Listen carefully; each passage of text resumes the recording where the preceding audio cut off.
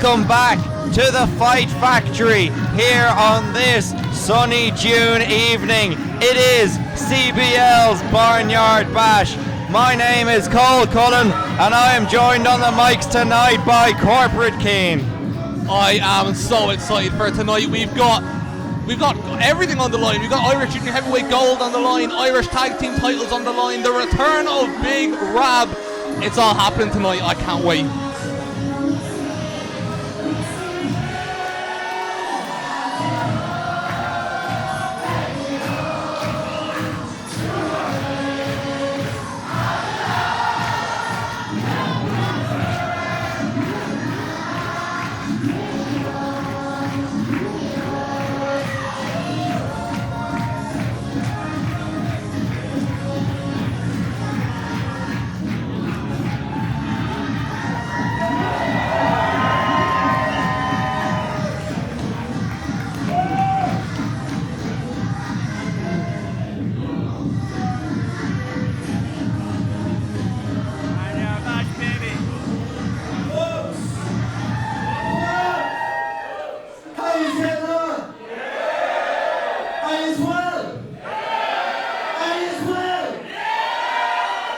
Because my Jesus, you are looking well. Mayor, just before we get into all the fun of it, look, I just want to say today is a really, really important day. And I hope you'd all join in with me for a 10-bell salute to commemorate the radio career of Joe Duffy. Talk to Joe on 1850 715 815. Okay, Elizabeth is in Mayo, 51551. Elizabeth, good afternoon. Good afternoon. What have you seen people wearing in Knock? Yeah, well, a lot of the body shown. Topless? Yes. Male and female? Female. We're missing the point here now, Joe and Karen. You've seen men naked to the waist? Well, from waist up. Very sad day for all Colchis concerned.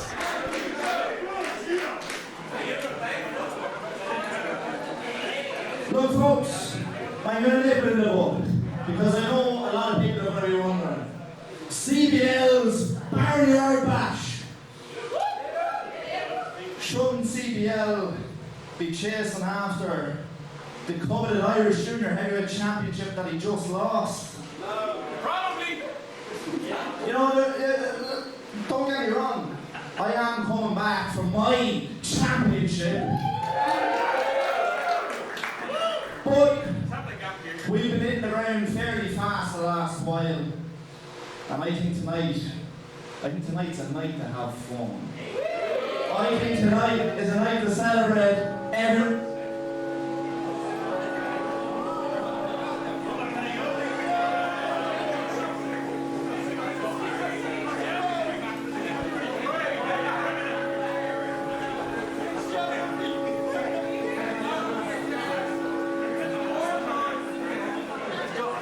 Iris, folks, Iris good to go.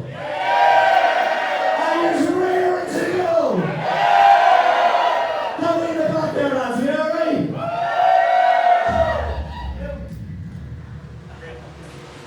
Ladies and gentlemen, prepare to see the world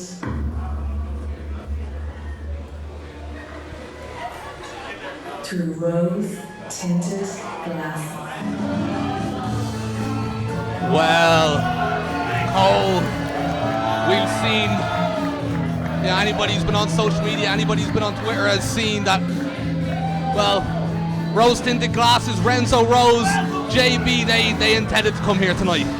Oh yeah, definitely. But I don't know what to say. Last time out I was ring announcing and I was in the main event. I was doing the Grapple Games match and Renzo Rose spat on me and shoved me. So I'm going to try and be as impartial as I can tonight, but it is going to be a struggle. Yeah, and that's understandable, and you know what, you're not the only one. That's what Renzo Rose does. That's who he is, that's in his character, it's in his DNA. He doesn't care about anybody except for himself and maybe his tag team partner JB, who, in fairness to them as a duo, have yet to experience defeat in Fight Factory Pro Wrestling. That's true, and Renzo was unbeaten in singles competition as well until Grapple Games. And with JB losing to Zazaya as well, wasn't a good time for those two lads at the last show. No, I mean, the whole story of Grapple Games is written on their faces. They mean business. They're here for the rebuild right now. They can't dwell on last month. It was an absolute disaster for both men. But we'll see what they have in store tonight.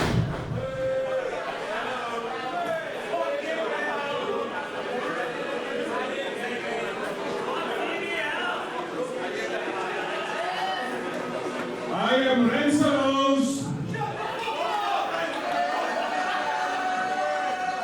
This is JB. And we are rose tinted glasses.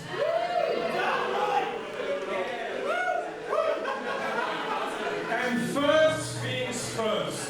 Castles are straight. We just want one thing. And that for that coachy bastard CBL who is right now. Of course, Renzo and CBL they had a lot of interactions in that Grapple Games match as well. You said it yourself, you just lost your belt. You want to stay in the sidelines? Stay in the sidelines, country boy.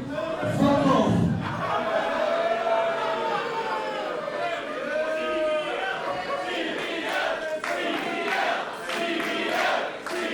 Renzo Rose, man, you might want to be careful here. Be interesting to see what the Bull does about this, although maybe this battle is best fought another day.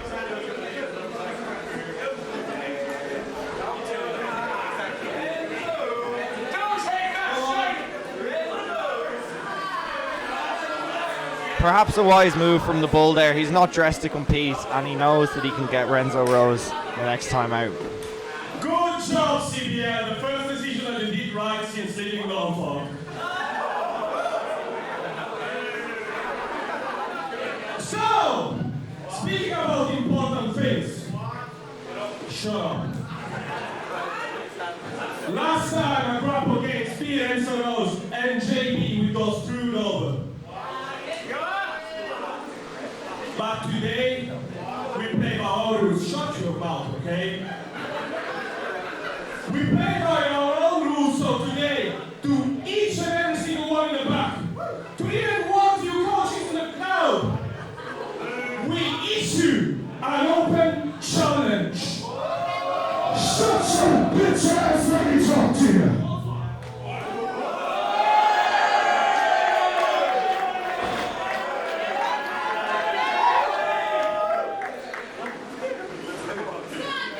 J Money out here now. It seems like we got two dumb motherfuckers in the ring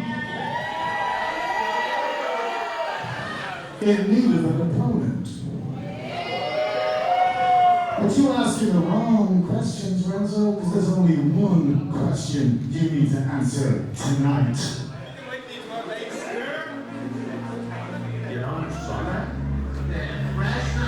Oh my God! Oh! He's back! Oh, wait! That's Martin Steers! We haven't seen Martin Steers since November last year, where he tore his MCL and partially tore his ACL. I didn't know he was back. I'm absolutely stunned out. There was no word, no rumours even, that Martin Steers was anywhere near a return to the ring. I mean, as you say, a very, very serious injury, a transformative injury for a lot of wrestlers, and yet here he is back after how many months? 8 months. 8 months, not even a year. And the big fella's looking bigger than ever. He looks in great shape. We'll have to see how he's moving on that knee. But him and Fabio both coming back from their respective knee injuries. And I think a new force has just entered the tag division here in the Fight Factory. And I'm looking at the faces of Renzo Rose and JB right now. And I can see I don't want to use the word fear, right? But there is certainly a shock. Certainly they were not expecting this, and I wonder, would they have put forward that open challenge knowing that this is what was waiting for them on the other side? I don't know, you can't take away from the pedigree of Rose Tinted Glasses as a tag team, but boy am I excited to see the freshness back tonight.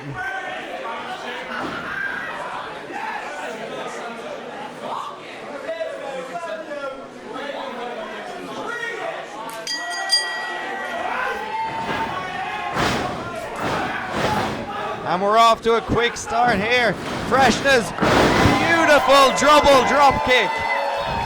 Well, the question's always going to be, you know, when somebody's out that long with an injury, how are they going to be upon their return? Are they going to be, is it going to be the same Martin Steers? Is he going to be a little bit shaky, a little bit nervous, a little bit off?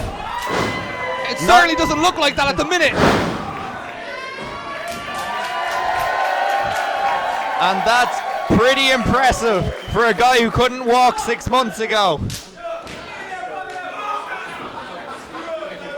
And in comes another man, only just back from injury, not too long himself. Yeah, Fabio's injury was a little less serious, partial tear of his MCL, but that's still a pretty horrendous injury. He was on crutches for quite a while. He made his triumphant return at Grapple Games. And now we see, for the first time in a Fight Factory ring, the Freshness as a tag team. But I think this really shows what the Freshness are all about, what they're made of. You know, you look at Fabio coming back from injury in Grapple Games, and you look at Martin Steers coming back from injury against Rose Tinted Glasses. They're not afraid to throw themselves straight into the deep end after something like that. No, and some beautiful moonsaults there from the lads as well. Those knees are looking in pretty good shape. Fabio tried for the dive. Rose Tinted Glasses caught him. Oh, that was a nasty, just driving the sternum of Fabio onto the apron. Martin Steers getting involved now. And a boot from JB. And this is where maybe the ring rust has come into play for the Freshness, and Rose Tinted Glasses are taking the advantage. Yeah, definitely. I mean, you know, you would expect that typically with a Freshness match, you know, an explosive start, full energy right from the beginning. But, you know, after those injuries, again, you just never know what to expect. I'm pleasantly surprised with how well they've done so far, but it's a great point, as you say. I expect Rose Tinted Glasses for the next little bit to regain control, regain their senses, and we're seeing it right now, having Fabio right where they want him, right in their own corner, to control the match, control the pace. Yeah, it's really not surprising to see a tide turn, but still a long way to go yet. Big scoop slam from JB and a leg drop to follow it up. Into the cover. 2 count. You know, I'd say it's very unusual as well, seeing the fans on the side of Martin Steers. You know, I think that just shows the amount of respect they have, seeing what he's been through, and seeing him come back from injury and seeing him come back full energy, the same explosive Steers that we always had. It's unusual to see at the same time. I think the fans, as you said, really respect the journey of the recovery of Martin Steers. Like, I've never seen a man work so hard to get back to doing what he loves, and I think they can feel that energy tonight. And Renzo Rose, cheap shot there on Martin Steers, and putting the boot in the corner on Fabio. Yeah, I've always said, even at his peak, you know, love him or hate him, you have to respect Martin Steers. But arguably, the same could be said about Rose Tinted Glasses. You know, a lot of people, because of their hatred for Renzo Rose and JB, don't respect what they're watching, and the reality is what we're watching in the case of Rose Tinted Glasses is one of the fastest rising tag teams in Europe at the minute. 2 men that gel so well together, have incredible chemistry, both personality-wise and, you know, in terms of their in-ring styles. It really, we're looking at a serious threat with Rose Tinted Glasses, and I don't think a lot of the fans quite realise that just yet. I think whoever comes out of the tiger feint kick from Fabio, forearm smash, and again, but Renzo cuts him off with a big boot to the stomach. Fabio pulls Renzo in, sunset flip, and he makes the tag. In comes the big fella. I'm blown away here by the explosiveness of Martin Steers. Rolls over the back, drop salt, picture perfect, boot straight into the face of Renzo, sends him out over the top rope, and Martin's looking solid here tonight.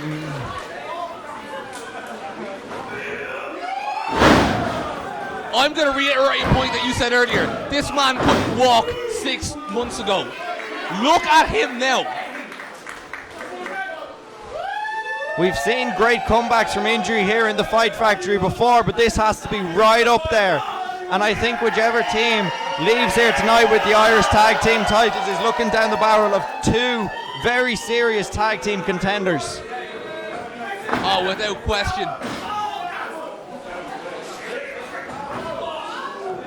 JB charged in. Steersy saw it coming. Floats over. JB takes the wrist. Combination offense and a scissor kick. Beautiful offense from JB. Taking control of Martin Steers. Pump handle slam. Picks him up. Gutbuster.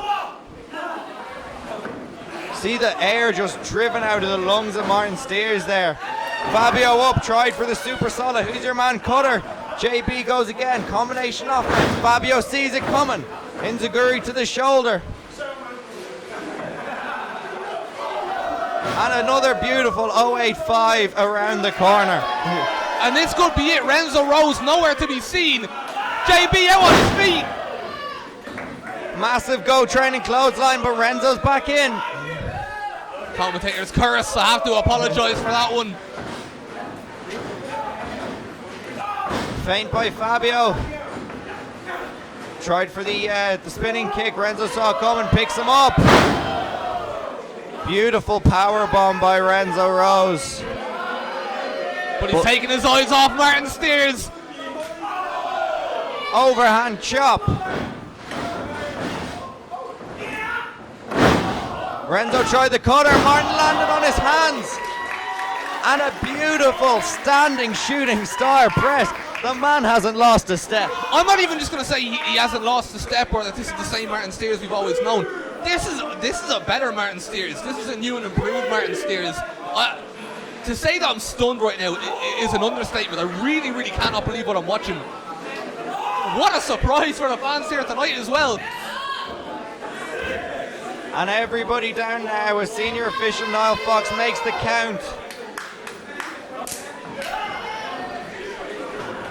Fabio back in. Muppet Jocks Destroyer. No, Renzo catches him. Oh. Sends Martin into Fabio. Sleeves of Turin and a splash by JB. Martin breaks it up. But this is what Renzo Rose is very good at. He's very good at keeping on top of an opponent and not wasting a second. Soul breaker by rose tinted glasses. And the sound of that could probably be heard back in Longford tonight with a massive back chop from Martin Steers. Oh shit. Awful landing by Martin there. And that is just the one wrestler you don't want to see land awkwardly after, again, a long 8 months.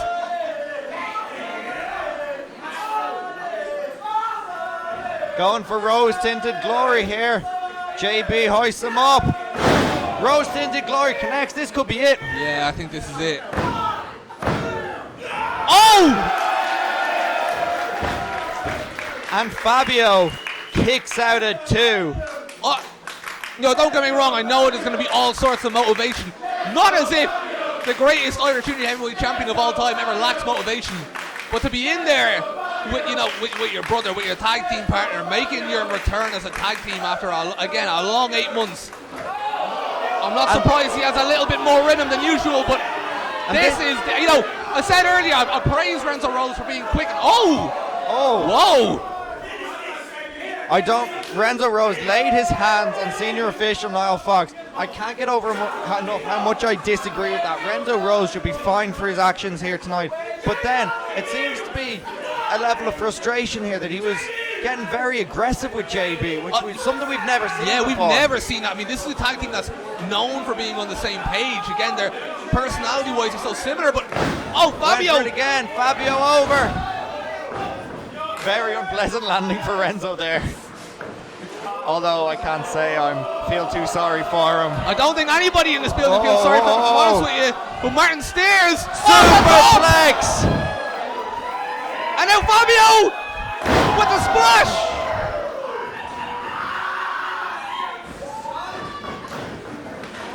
Getting him up.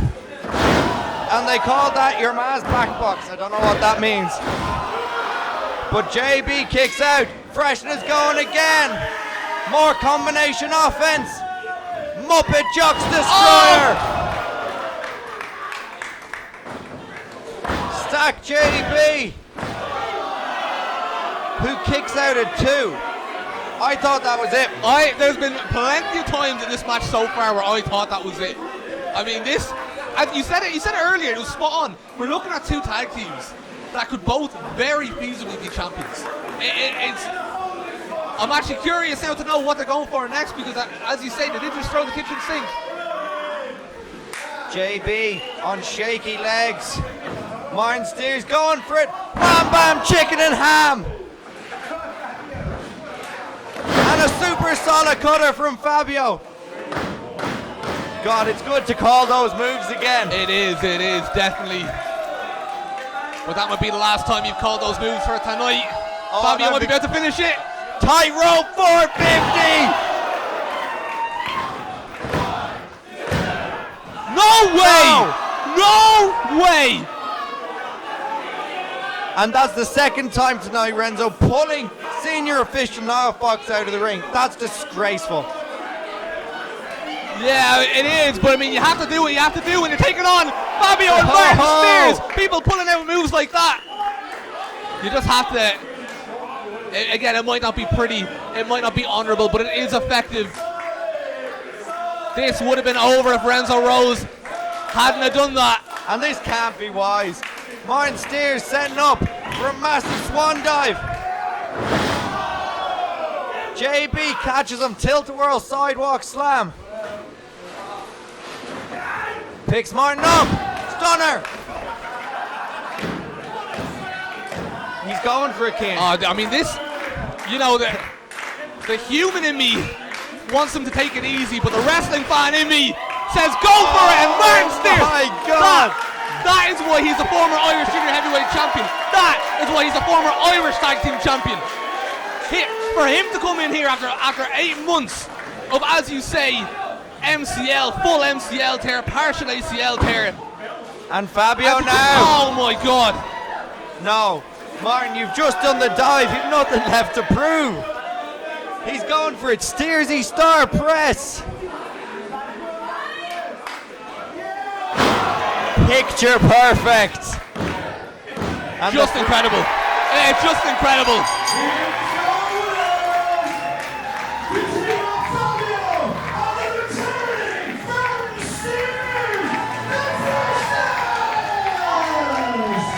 And now, obviously, got to give a little bit of leeway to rose-tinted glasses there.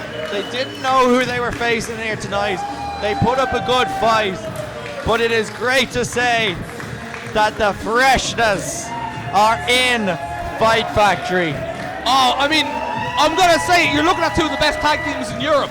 That is no exaggeration. Yeah, again, roasting the glasses, you might not like them, but you have to respect the effort they put in, as you say, on short notice against Steers and Fabio. But for Martin Steers to come back after that injury, look better than ever, and be completely fearless.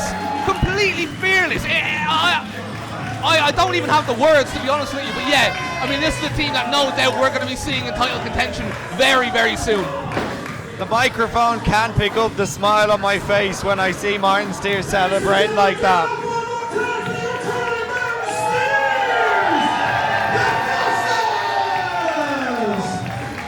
There was a point in time where we didn't know if he'd step back in a ring again, but he has, and it was beautiful.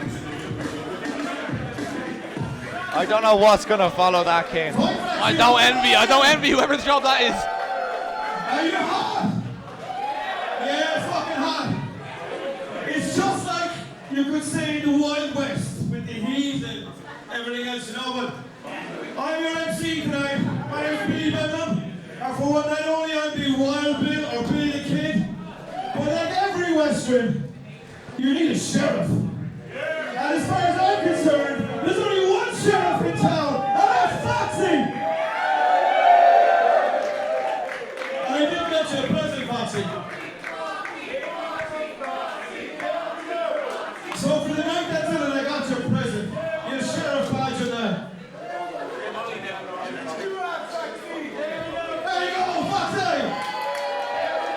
Fight Factory Management would like you to know, because it's so hot tonight, please stay hydrated, and there's free water over there in the merch stand. Moving on! Are you ready for the next match? The next match is a singles match, and is scheduled for one fall! Introducing first!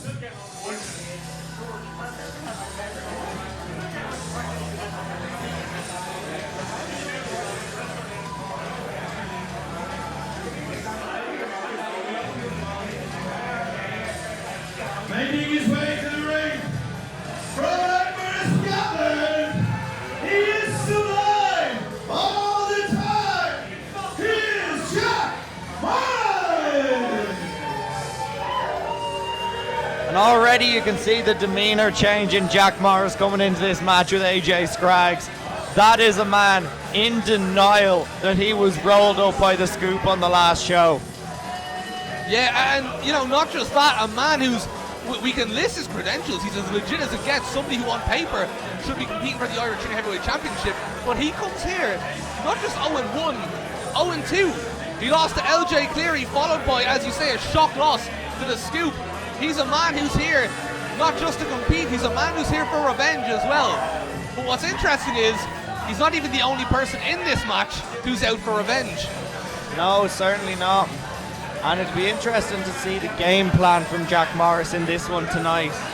Last time maybe he was a little bit overconfident and he paid dearly for it, so we'll have to see how he approaches AJ Scraggs tonight.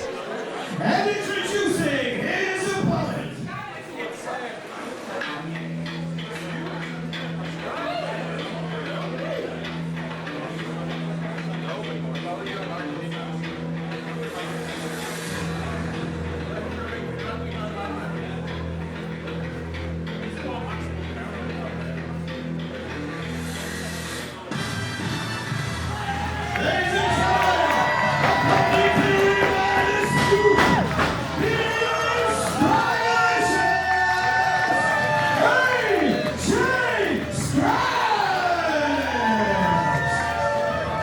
When I talked to AJ Scraggs earlier before this match, he admitted he was a little bit nervous, but this is a man who's no stranger to a high pressure environment.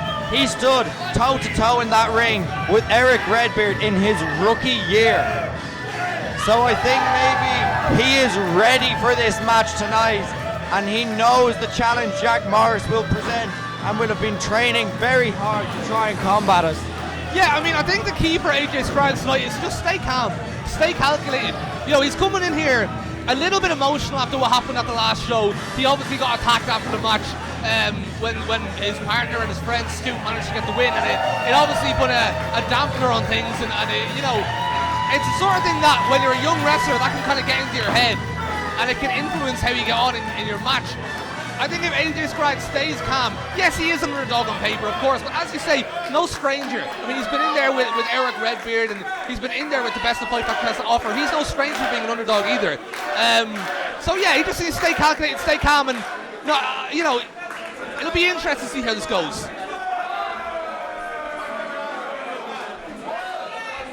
You mentioned there the attack after the match on the last show. Jack Morris hit AJ Scraggs with the Tiger Driver.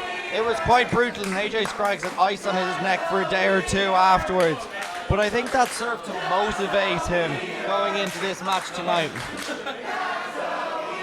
Yeah, I mean, that's definitely the counterpoint, you know what I mean? You come into this, it can result in sloppy decision making perhaps, but it can also light a fire under a young wrestler. You know, it can kind of distract you from your own nerves. Yeah, you're right, it could possibly assist him tonight against Jack Morris, who again has arguably the strength advantage, the physical advantage, you know, the experience advantage. So AJ Scraggs is going to need to do whatever he needs to do to get the win here tonight. Jack Morris came out the victor of the first lockup. He's going for it a second time. And that's maybe the strength advantage of Jack Morris. I mean, look at the guy. He's incredibly strong. And maybe now you can see Scraggs talking with the Scoop. Maybe it's time to change up the game plan.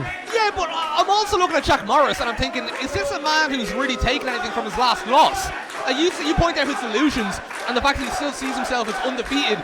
And I'm noticing that now as he goes up and he reacts to the fans, and yeah, this is what I'm talking about. He's underestimating Scraggs. He's too busy making noise and, you know, celebrating to the fans. Focus on the task at hand. Otherwise, 0-2 becomes 0-3 very, very quickly. And this is good from Scraggs, taking the fight to Jack Morris early on. Elbow up. And a drop toe hold into the middle buttle. Scraggs hits the ropes. Ducks 2 strikes from Jack Morris. Spinning European uppercut. I have to say, incredible quickness from AJ Scraggs. I feel like that's something we haven't really seen in a while. You know, it's been a long time since we've seen Scraggs in the spotlight like this in a singles match where we've really, it's almost served as a reminder, like this is another one of Fight Factory's top prospects. We do have a lot of prospects, you know, we talk about the Zozayas, we talk about, you know, all of the, you know, the lads that we saw in grapple games and so on and so forth, but Scraggs is quietly bubbling under the surface as somebody who can be a real threat here in Fight Factory. We see Jack Morris now taking his time to regroup. You know what I find very interesting about Morris is, you know, momentum is such an insane thing in wrestling. You could have one of the best wrestlers on the planet lose one match, and then they lose a second. And see Jack Morris, they're arguing with the scoop in the front row. It's needless, and we see AJ Scraggs now getting ready to capitalise. Oh, he baited him in. That was actually very smart on Morris's part, to be fair. He baited him in and effectively played possum, pretended to be distracted. Well, you don't win 3 GHC tag titles, the GHC National Championship, by being stupid, that's for sure. Yeah, absolutely no denying the fight IQ of Jack Morris. It's just a case of putting his ego aside and getting the job done. And Jack Morris now, he's ready to accept the count-out win. Well, that ties into what I said. You know, momentum is crazy in wrestling. You could be one of the best wrestlers in the world. You lose one, you lose a second in a row, and then a third, and all of a sudden it gets into your head and you kind of forget who you once were, and it can result in a spiral, really. This is smart from Morris, I have to admit. I know the fans might not like a count-out victory, but a victory is a victory, and it'd be a great way to turn things around.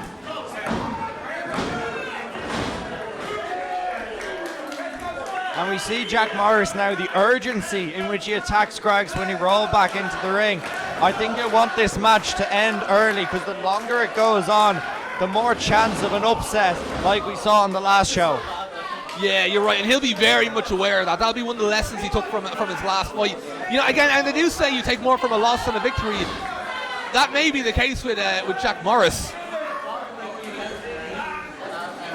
Now driving the knee into the upper back of Scraggs, clamping on that face bar. That's a painful hold to be in. Oh, absolutely. And Morris is excellent at wearing opponents down. Excellent. He's somebody who, I describe him as patient. That's the word that I would use. When he utilizes his patience, he's really, really good at wearing opponents out. But AJ Scraggs fights out of it. Morris reverses the whip. Gut shot. Went for a stalling suplex. Scraggs floats over.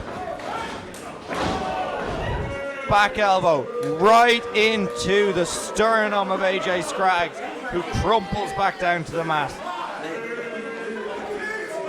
And now again, this.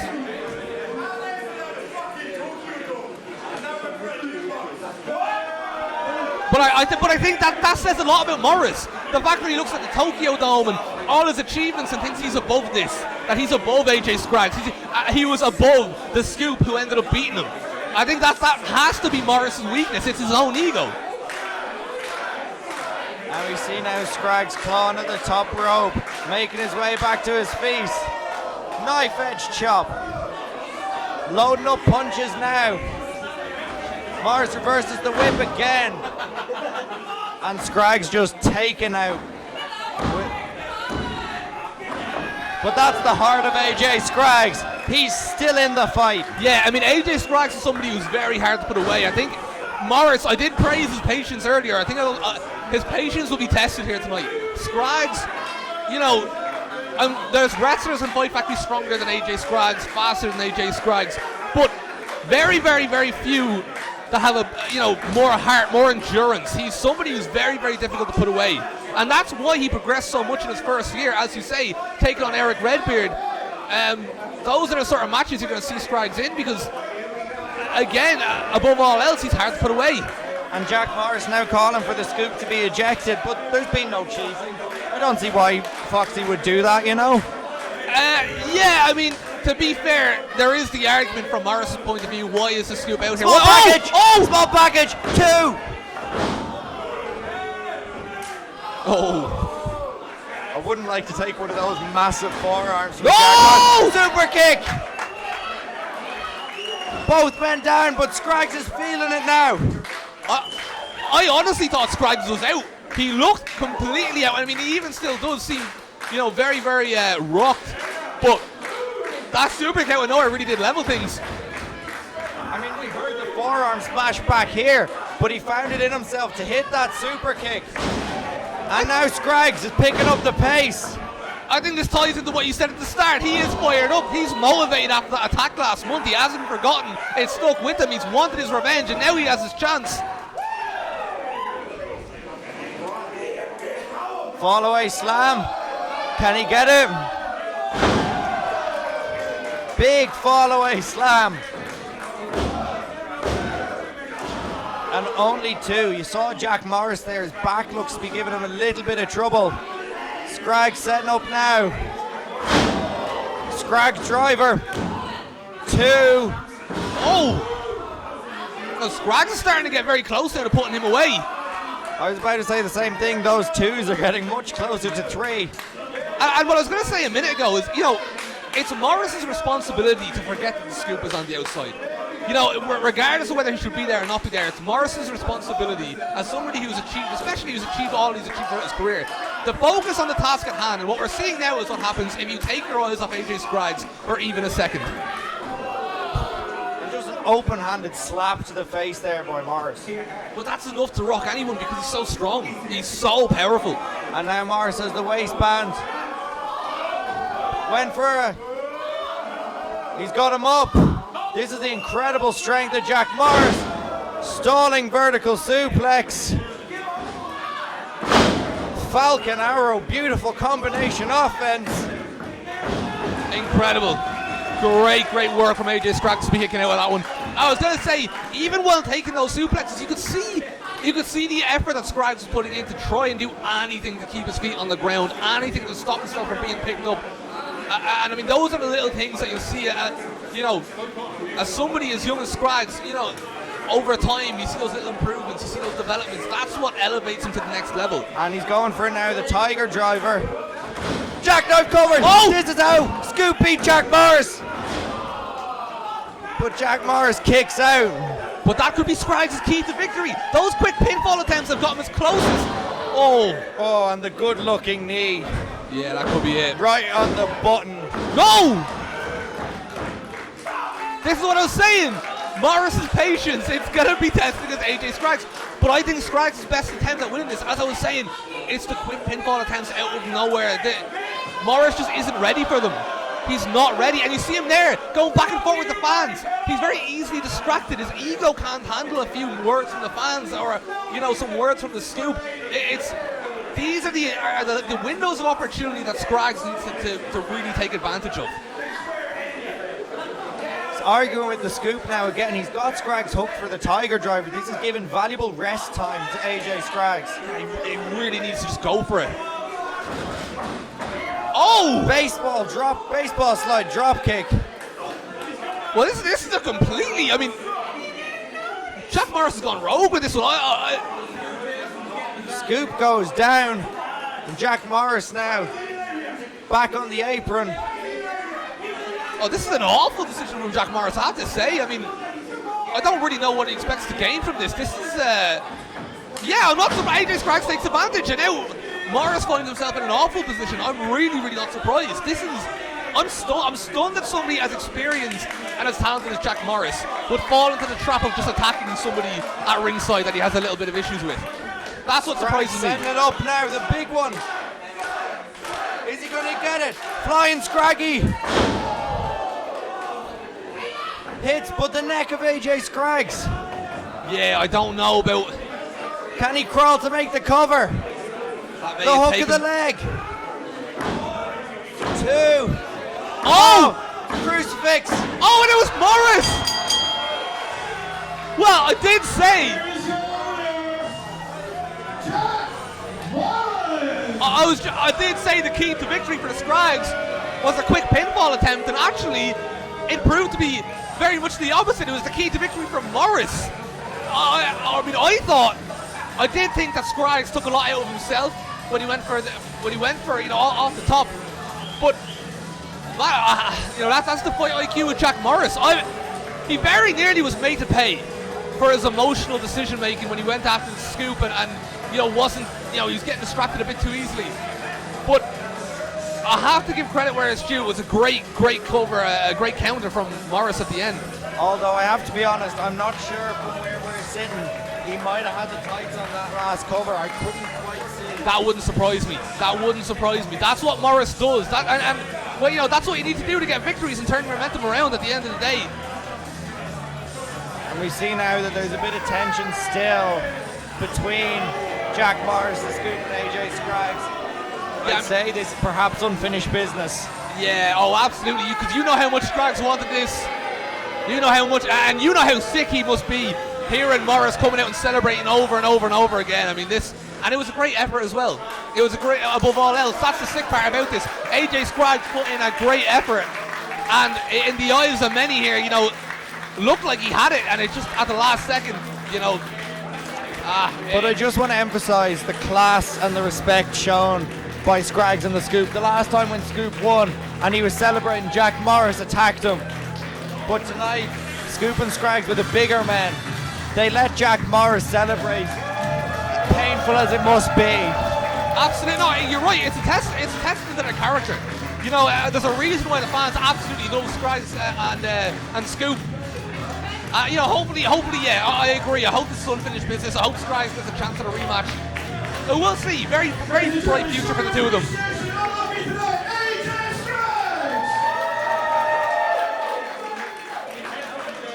All right, moving swiftly along.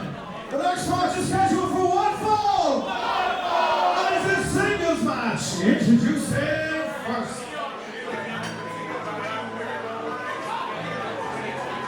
And this makes me very excited. As I've said before, I'm quite a big fan of Max Power. Not least because his entrance song is amazing. It is a banger, to be fair. Making his way to the ring from Dublin, Ireland.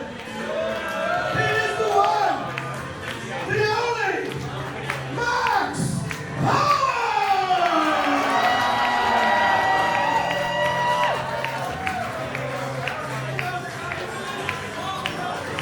Max Power, somebody who, of course, lit up Next Gen before going on to make his debut on the episodes. Impressed there as well. Unfortunately, didn't get the victory, but it's one of those performances where you just know this is somebody with a future. This is somebody who's got bags of potential.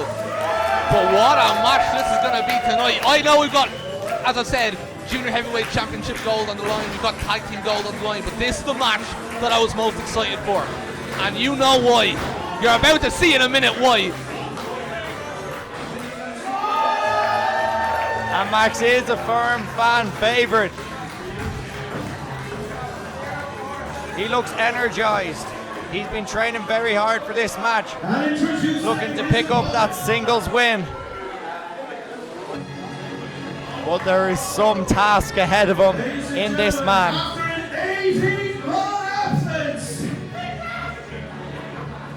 He's born and bred from the Fight Factory. Your partner, Big Rob.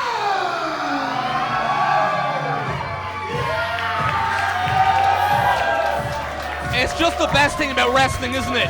We've seen it once tonight already. We see it again. Big Rob returning from injury after 18 months. A man who didn't even know that he had a broken wrist. A man who was in there, shared the ring with Big Damo, CBL, Leon Slater, Martin Steers, and in his final match, got a victory over our current Irish Junior Heavyweight Champion, Sozoya. This is not just the return of another wrestler, this is the return of potentially a future Irish Junior Heavyweight Champion in Big Rob. And this is a very interesting match. Two men who wrestle a very similar style. Powerhouse offense, very prominent in both their arsenals. So it'd be interesting to see the game plan of both men going into the match tonight. But I have to ask, does that work? Oh my God, right off the bell. Grab looking for a Vader bomb. Knees up. Both men taking massive offense to the stomach. And Max Power! With the swipe That's gonna be right it. spear. Oh my God. But I don't know if you saw it, Kane. Big Rab had his arms down over his stomach when he took that spear, possibly, you know, absorbing most of the impact. And now Max looking for it again. Oh my God. Up kick. I was gonna say, you know, going style for style, Max Power may be at a disadvantage against Big Rab because Rab has the experience, and as you say, there's no stylisticity, but Max Power, unbelievable start from him, it has to be said. I honestly thought we were about to see an upset. Going for that spear again. But another one of those corner spears from Big Rab, and you see the wind just leave the lungs of Max Power as Big Rab, who looks to have put on a serious amount of size as well, just clatters into him like a truck. Oh, I mean, this is a showcase of Fight Factory's monsters. This is absolute. It's just a showcase of power, and Max Power, I have to give credit. Look, I was looking forward to this match for one reason only, and it was the return of Big Rab. I was not anticipating Max Power to put up this sort of fight and to get involved in the way that he has. I honestly don't know now who's going to walk out here as the winner. Max went for the suplex, and both men now over the top rope. And just while we have a little break in the action, I want to go on to the recovery of Big Rab. He had corrective surgery on his wrist 18 months ago, where they had to take bone out of his hip and put it into his wrist, along with a whole load of plates and screws. How Big Rab recovered, trained, when that wrist is never going to be 100% again, is a testament to his strength and character. And those wrists, you know, they look strong. He's really putting up a good fight with those strikes, and you can see that it's taken a lot out of Max Power to hang blow for blow with Big Rab. Well, the doctor said to Big Rab, if any longer, and he may have had to have his hand amputated. That is the level of injury that Big Rab suffered. You know, but people forget as well, before Big Rab left, I mean, this man was operating on a level that we'd never seen before. Oh, Max Power! Swipe right spear. On the cover.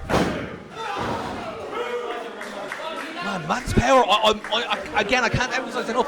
Big Rab is somebody who was pushing Big Damo to his limits, pushing CBL to his limits.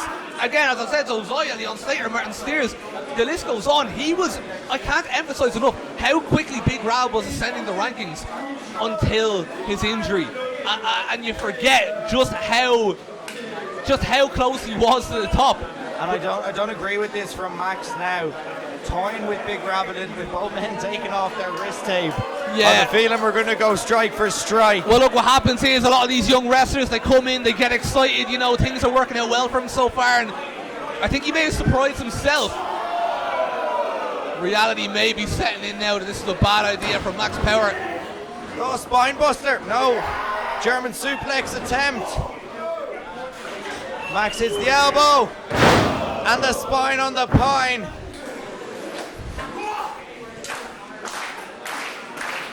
Max Power now looking to set up for that third spear, and if he hits this, it's got to be it. I can't believe it. I really, really can't believe what I'm seeing here. It's Max Power is somebody who's just quite literally exploded in the Fight Factory. I mean, this man is just... if he beats Big Rab here tonight on Rab's return, we're looking at another top contender. Dangerous position here for both men. Rab fighting off the superplex. Going under. Fireman's carry, incredible strength from Big Rab.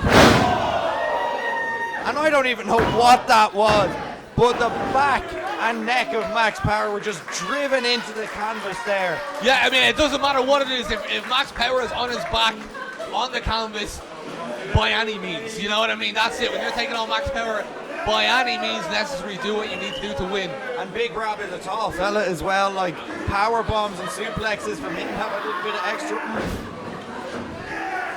But Max now, incredible strength. Fireman's carry takeover there. I was going to say as well, because Big Rob was going for the package pile driver there a minute ago. If Big Rob gets the package pile driver, that could be how this ends. But you know, it's so much easier said than done. You know, hitting somebody, you know, like Martin Steers or a lighter wrestler, a wrestler who's not as known for their power as much. When you're taking on someone like Max Power, where again they've got so much muscle mass, it's like getting them into the package pile driver is the problem. And another of those brutal corner spears. Massive lariat there by Big Rob, and he's going for it. The package pile driver dropped right on the top of his and head. That's it. That was it. The difficulty was getting it.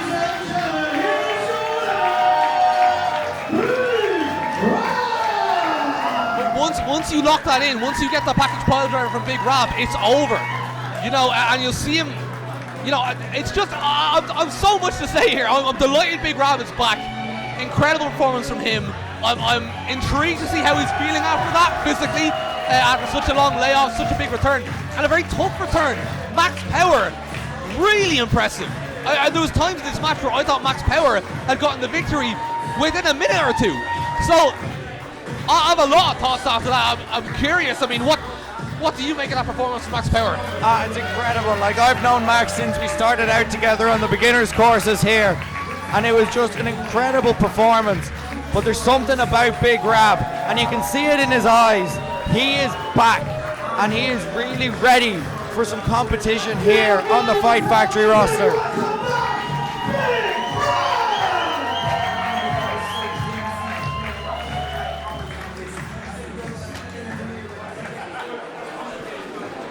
All right, Fight Factory, having a good night?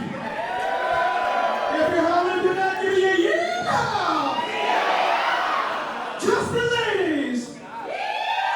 How the fellas? How about you? Hey! All right, moving along. The next match is a tag match, and it is for the Irish Tag Team Championships.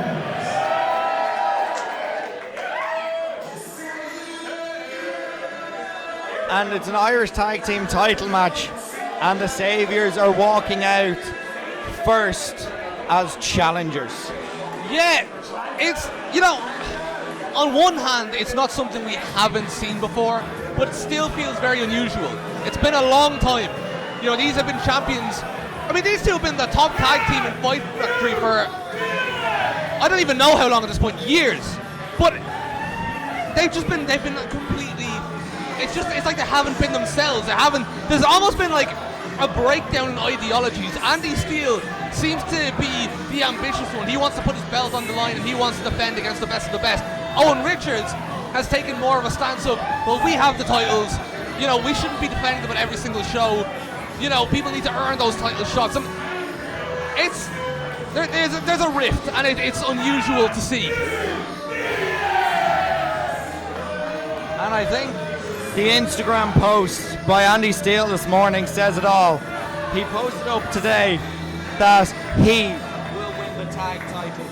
Yeah, he used the term "I'm." Like, that's never. Whenever people talk about, listen, we've seen the Sabres have low points before, you know, when they've been knocked off their perch and surprise losses and so on. It would happen on the rare occasion, but they were always united. Even at their absolute lowest point, Andy Steele and Owen Richards were always united. It was the one thing that built themselves back up from any position, and to see them in this state is so bizarre. I don't know what to expect from this match. I'm really, really stunned. But one statistic I will point out is that whenever the Saviours have lost the titles, they always win the rematch. Absolutely, and anybody will tell you that, you know, when it's a rematch, it's very hard to go against the Saviours, but we've never seen the Saviours not on the same page in those rematches. So it's going to be, and Yato's taking into account, this is their opponent, LJ Cleary and Rich Swann. And I'm just excited for this entrance, man. I had the privilege of chatting with Rich Swann backstage. He's very excited to defend the tag titles with the MVP of Irish wrestling.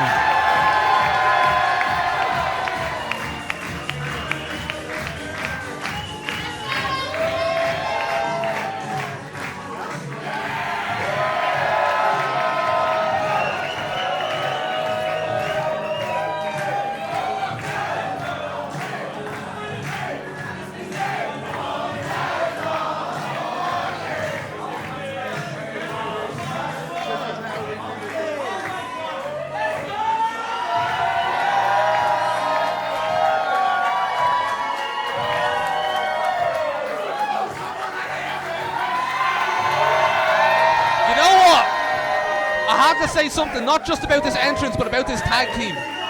This is a nightmare for the Saviors of Destiny. You would think on paper LJ Cleary, Rich Swann is some sort of thrown together tag team, and it's anything but.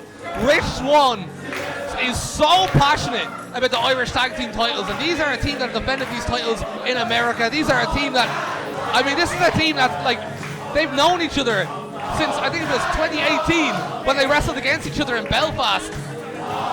You know, this is a tag team that, you know, the personalities, it runs deep, you know, and it's a team that not just consists of two incredible individuals in the ring, but it's an incredible tag team, an incredible unit.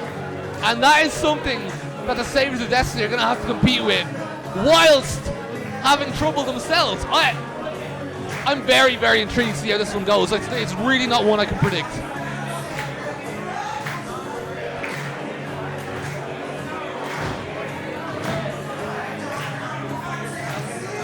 Even before the match, the Saviors staying apart in the ring. Normally now they've gone a bit closer, but normally they'd be right beside each other, whispering in each other's ear, talking tactics. And the catalyst really for all of these, Rich Swann kicked out of the call to action on the last show, something nobody has done before. Yeah, oh, you're right, you know, and that's something that has absolutely rattled the Saviors, but I feel like that was the catalyst for an explosion of something that ran a lot deeper. And you're right, you know, people might think you're overanalyzing, but things like that make a massive difference. Them not talking to each other, the body language, the distance, these are all little things that are symptoms of a much bigger issue. We're like, I can't believe I'm saying this. You know, if they don't win here tonight, are we looking at the end of the Saviors as a team? I don't think so, no. I find that so hard to even say or imagine. Don't be silly. The Saviors have gone through rough patches before. Remember Party Boy and JB dethroned them and they were furious. They just sat there in silence together for days. But they came through it, and they came through it with a strength and unity that I think is still inside both of the Saviors. Like, I make no secret, I'm very good friends with Andy Steele and Owen Richard, and I think that even though they have these differences at the moment, I think both of them have the capacity to make up and become the force of Irish wrestling tag team that they were in the past. But yeah, don't get me wrong, great point, but what's going on? Oh, this fella,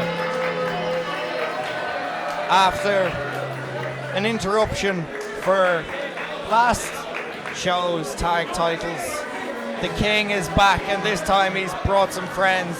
It's the Bosch Bros from Limerick, and they seem to be some sort of like hired muscle. Yeah, maybe the Knights to the King. If you can call the Bosch Bros muscle. Yeah, or Knights. Court jesters probably is a better expression. Yeah, more appropriate, I suppose.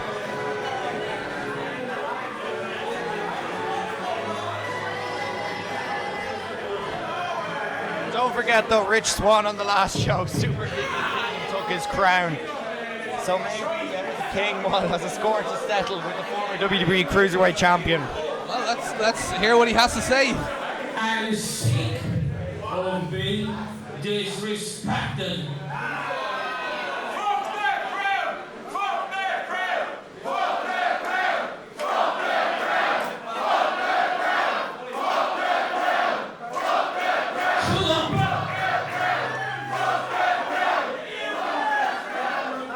That's why I hired the best security guy of the country.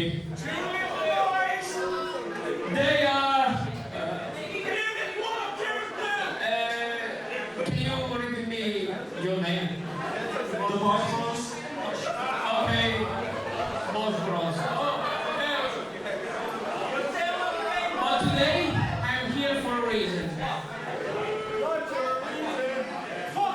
I won a title shot. Should we give the title shot?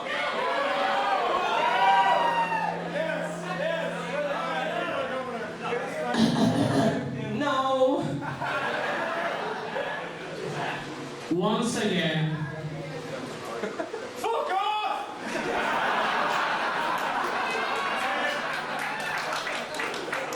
Give me a title shot. No. Give me a fucking title shot. No.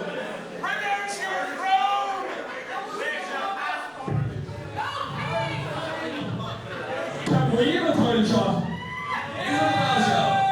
Yeah.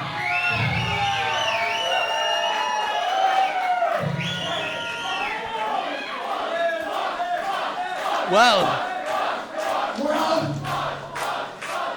I guess P.O.S.H. gets a title shot.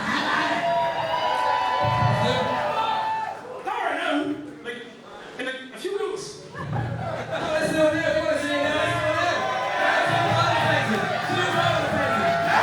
Let's go. You should stay over. Let's handle this. Let's handle this, right? Be over a second.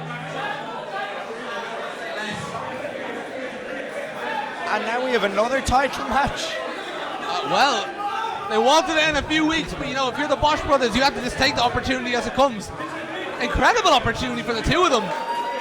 Two young lads from Limerick. Now, I'm not going to say they look ready. They don't.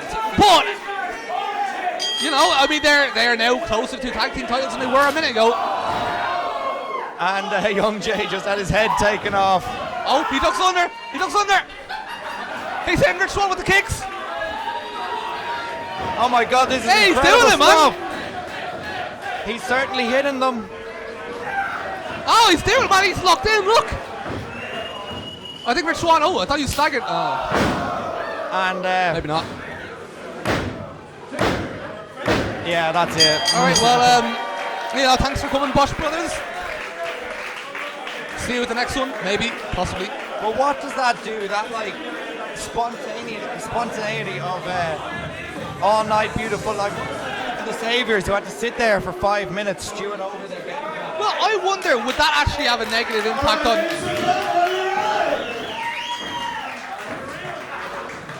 Introducing the team to my right side of the ring. They are a combined team of Andy Steele and Owen Richards. They are the saviors of wrestling.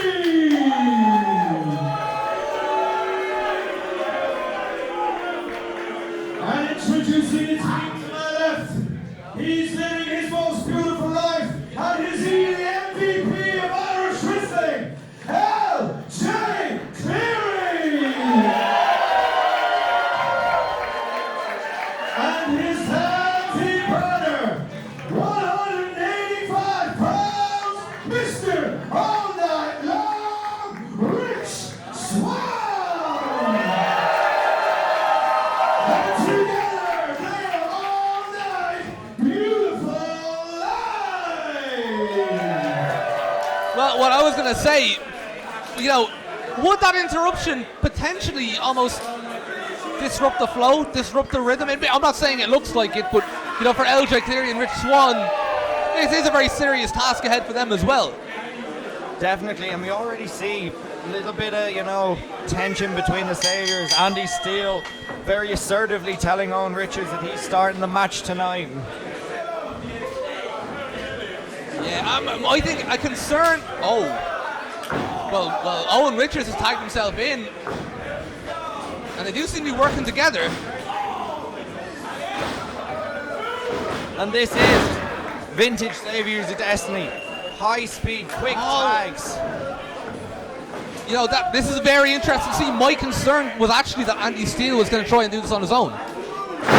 Doesn't look like it. No, it's not.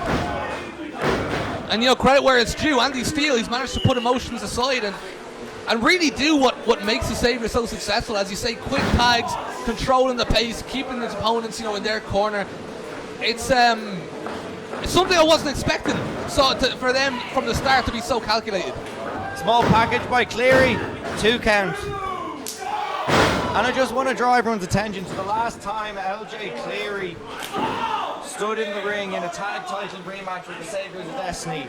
It was him and Fabio back before everything that happened with Fabio over the last few years. 2 out of 3 falls. It's one of the most tenacious performances I've ever seen by Andy Steele and Owen Richards, who motivated him through it. They won back their tag team titles in what is probably the greatest match in Fight Factory history. So the Saviors are absolutely no stranger to high pressure rematches, even though Rich Swann and LJ Cleary seem to be taking control in the early goings. Yeah, I mean, Rich Swann, he's so comfortable in there. He's at ease. It doesn't matter if it's a title match, a main event. Rich Swann will never feel an ounce of pressure. But you raise a good point. That match you pointed out. How can a team go through something like that and not be on the same page all these months later? That's my question. How can you go through something like that and hate your partner and not what? I find it so hard to imagine the Saviors not being a cohesive unit. And so far, they are just that. Andy Steele now boots LJ Cleary off the apron. Oh, well, that's not like the Saviors, is it? I mean, that was the hesitation from Owen Richards, But Andy Steele's got a point. Those couple of seconds that it took Owen Richards to think and decide what he wanted to do, those are the couple. It only takes 3 seconds to end the match. You know what I mean? Those. If they're not on the same page, it's not going to work. It's simple as that. Big forearm smash by Andy Steele, and only a 1 count. But that's the thing, even going for these covers early on, kicking out takes a substantial amount of energy from Rich Swann, which he might not have then towards the end of the match when the Saviors are busting out their bigger moves. It is a smart strategy by 2 veterans of the tag team scene. Again, I'm constantly looking at the body language of the Saviors. Owen Richards he's had his arm out for the last minute. He's desperately looking to be tagged in. He can't be tagged in. Andy Steele is opting not to. And it's not really working out. And Rich Swann makes the tag, but Owen Richards is distracting Foxy. There was a legal tag there, but Owen Richards was holding Foxy in the corner. Now that's a tactic we haven't seen from the Saviors in a long time, but it's effective, and this is good tag team work. Yeah, I mean, this is classic Saviors.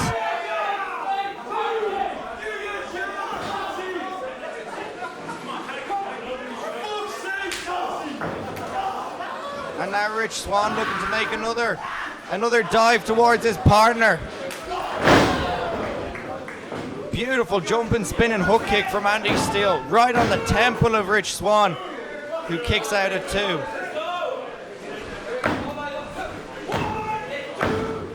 It's very interesting seeing Andy Steele and Rich Swann, actually.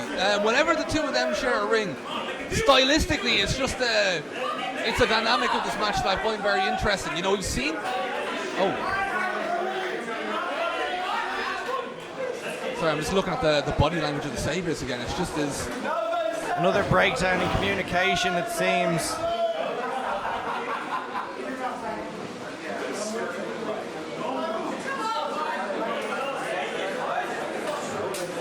Oh, well, that was interesting.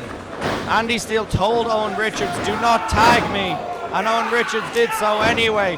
But this is Owen Richards is, pardon the pun, Owen Richards is feeling it right now.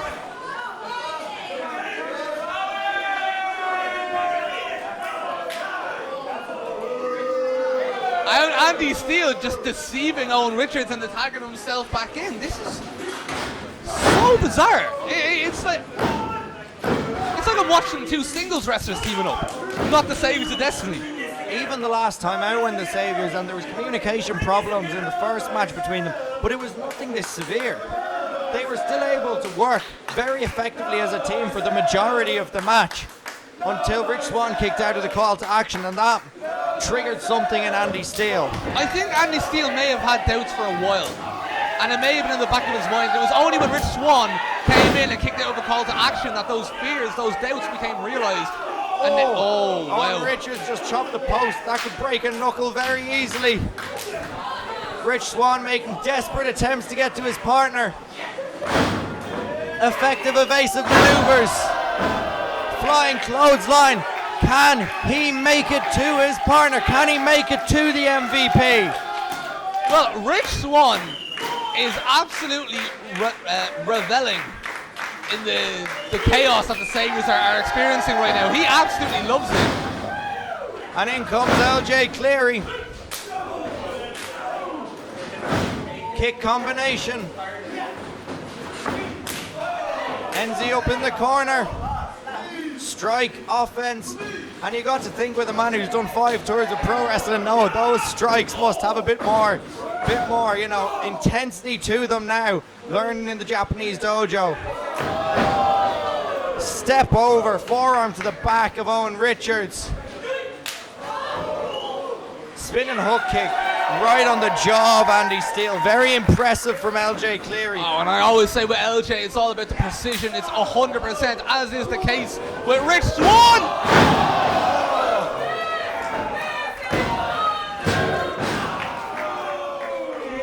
Owen Richards breaks up the count.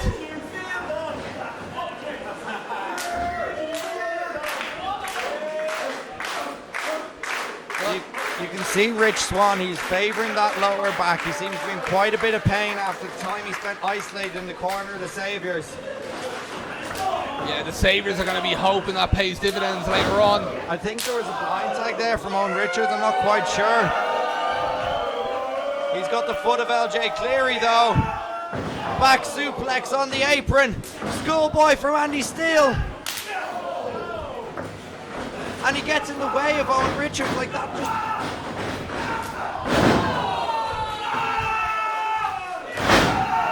Saviours back on form. Call to action! Call to action! And that's got to be it. 1. He's kicked out again. He's kicked out again. And at the first kick out last month, got a bad reaction from the Sabres. I don't even want to imagine what's going to happen now. And look at Owen Richards. He's on his knees, his head in his hands, looking to Andy Steele.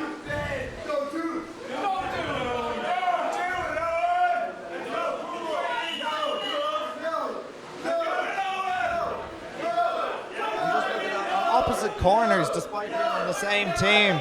The hand outstretched from Andy Steele.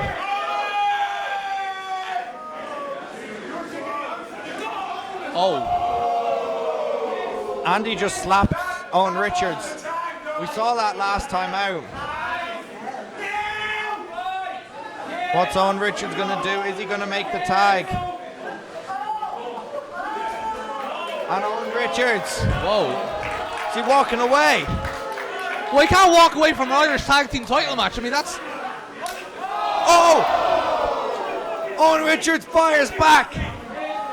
Massive open hand strike. Slaps Andy Steele right in the face. And this is the aggression from Owen Richards that's been missing. And now, maybe slapping each other's found them both on the same page. As they charge in.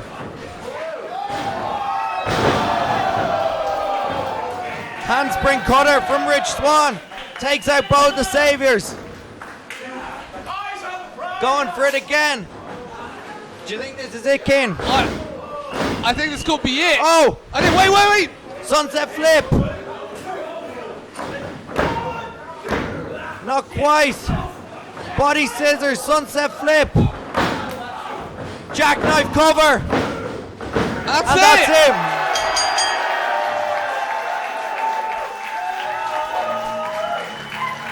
I mean, I don't actually know what to say. We said at the start.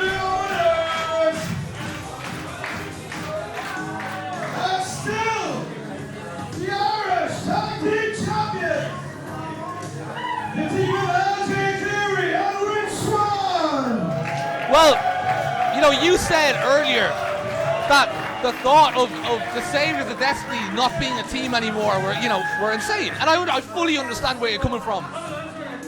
But this, I mean, I just don't see them teaming up. I mean, Andy Steele just walked off. I mean, we're not just looking at miscommunications anymore. We're looking at almost a hatred of sorts that's developed between the two of these. And some respect there between the champs and Owen Richards, which is good to see. I don't want to take away from LJ Cleary and Rich Swann. They're incredible wrestlers and could have beaten the Saints of Destiny fair and square.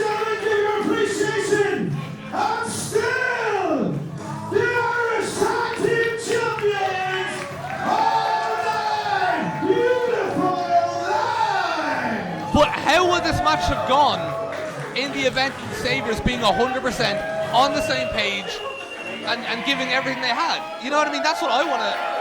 We saw that in the early going. They were on the same page, and towards the end as well, it seemed that they almost made peace with each other. Well,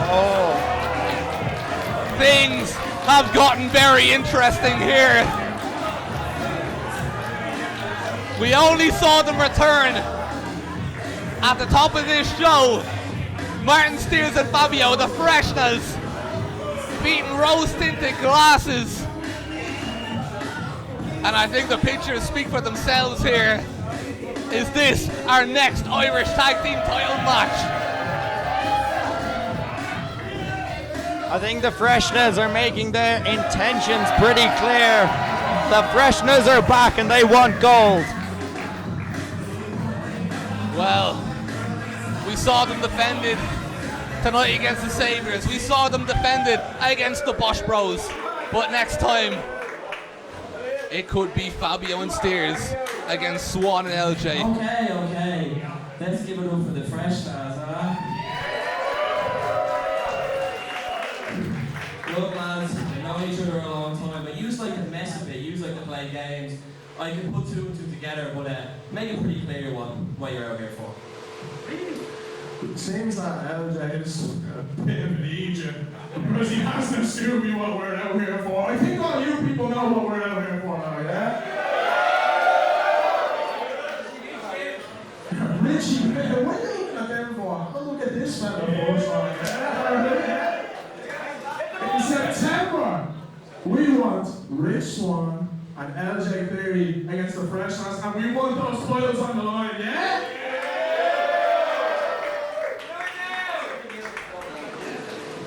But let me tell you something. I've had more ring time than you had shower time, son. And if you want to really test your courage, that gets all night long, Mr. LJ Cleary, then baby, you're on. That's going to be insane. That is going to be insane.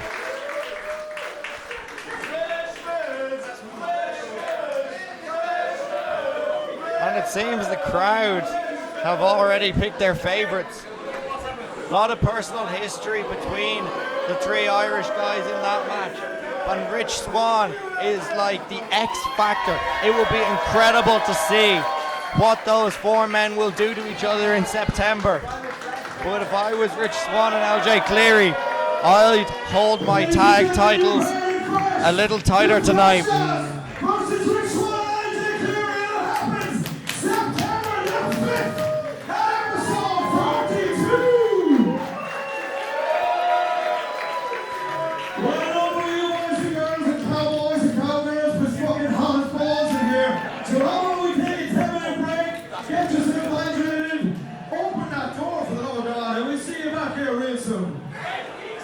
Ourselves a good old Barnyard bash.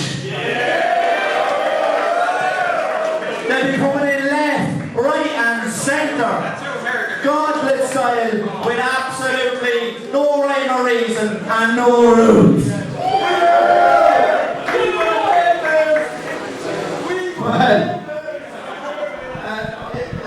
Look lads, as well, we're going to need an educated head on this one. It being a Barnyard bash, we're going to have a special guest commentator. Lads, give it up to Danny from Leitrim. I wasn't informed we were getting a special guest commentator. I was not told about this at all in advance. What special guest commentator? Danny is from Leitrim. Can you hear that, Danny? Do you like ham? No ham, cheese, toast. Do you love pints? I love pints. I love Guinness. Do we have to commentate with this man? Compare. Do you love Leitrim? Do you want to step into the mic this time? How is? He's well.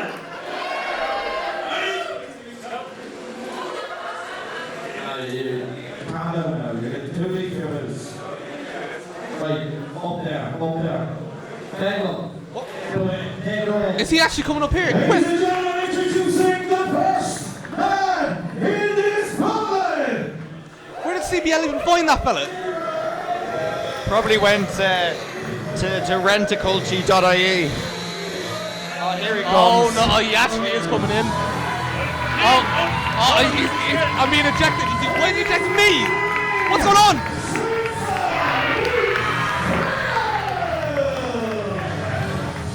Cool, are you well? Yeah, how's she cutting, Danny? Oh, she's flying, lad. How are you? Good, yeah, that's my only culture phrase. Lou. And the chainsaw out here now, Fight Factory debut for this sort of crazed man who's recently back from an excursion in Wales where he shone brightly. What do you make of chainsaw, Danny? We've heard a lot about Frehel now, and this kind of match has to favour a man like him now, especially with that chainsaw.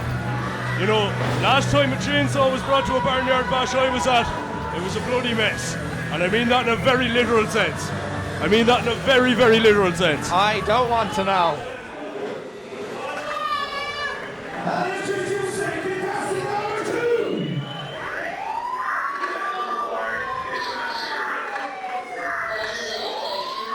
And here we go with Gangland. Do you have much Gangland in Leitrim?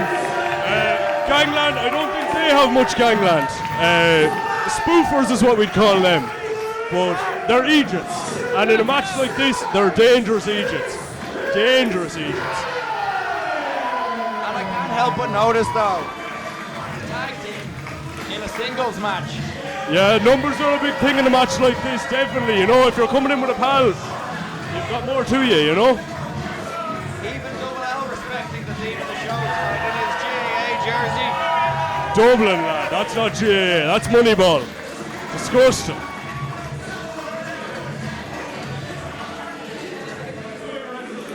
It's in GAA, that's real stuff. And how many All-Irelands have they won? I don't know, they don't even have a team most of the time, but sure look.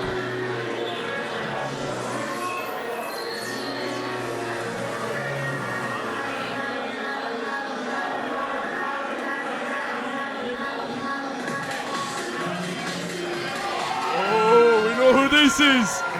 Charlie XCX. No, I mean Gallicini. Oh yeah. Yeah. Were you at Charlie XCX there last week, Tom? Big God, no, I was at Christy Moore.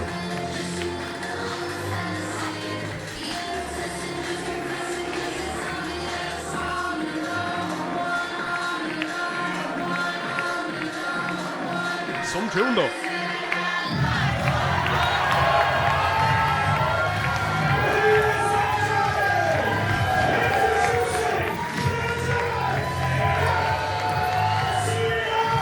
Gallicini, no stranger to multi-man matches. He won the Magical Mystery match in February. He won the Christmas tournament last year as well. So you gotta think he's someone who's a clear favourite in the match tonight. Gallicini is never someone you can rule out, you know, he's got an exotic name, an exotic look, exotic moves, but you have to remember, the man was born in Stab City. You know, he's used to this kind of thing. I think that's a bit of a generalisation for people from Limerick. I know, have you met someone from Limerick before? Well, then you know. That is so mouth for high. Are you feeling a bit warm, Danny? It is roasting. It's only getting hotter. I'm feeling a bit hot watching this. Be God.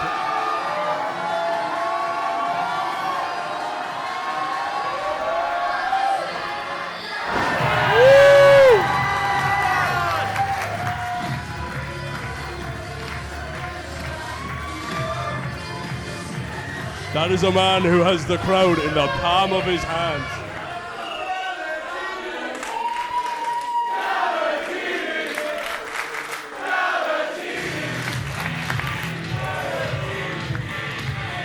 Who's this now?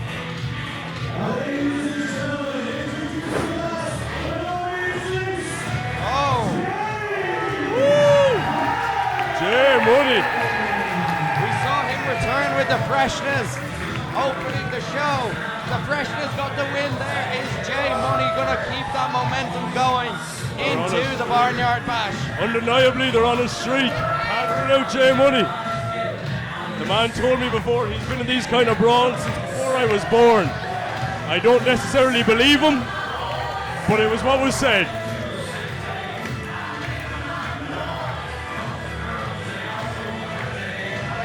Notice the unusual attire of Jay Money. I think that'll be more liberating or more constricting. Jesus. Ever since that Paul Mescal got popular, the shorts are just getting tighter and tighter. You see it every weekend in Sunday game. Tiny, tiny shorts. But they are the tiniest shorts I have ever seen.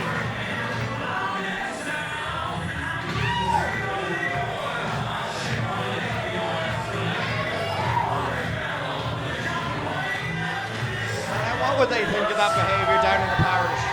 Jesus, now he'd have to go to confessions after that. My God. My God.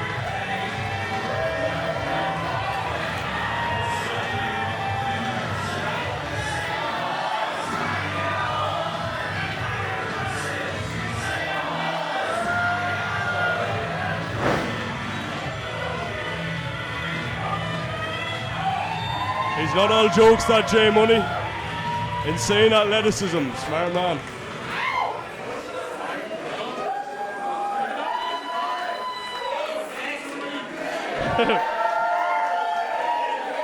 Oh, big God.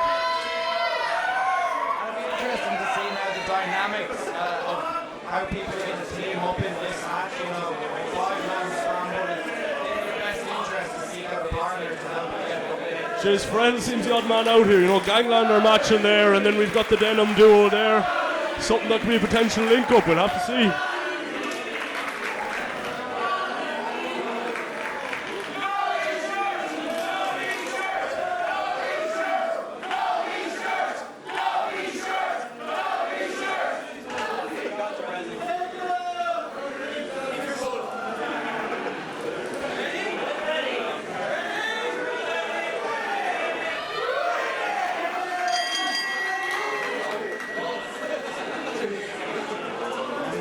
Everyone except Jay Money, it seems, getting ready to Is he going to use that guitar? start the match. Gangland. Oh! Oh my God! Oh! And Frehel might be out from this match after that. Oh my God! Gangland now taking advantage. Jay Money was distracted looking outside. My God!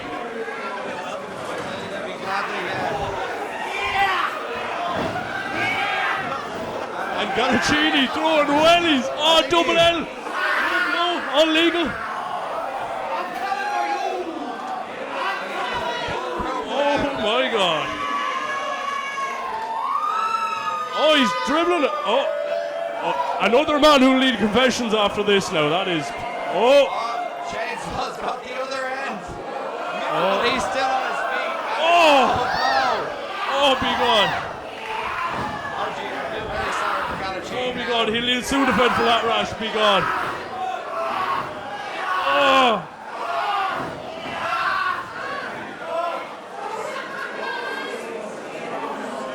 Oh, no.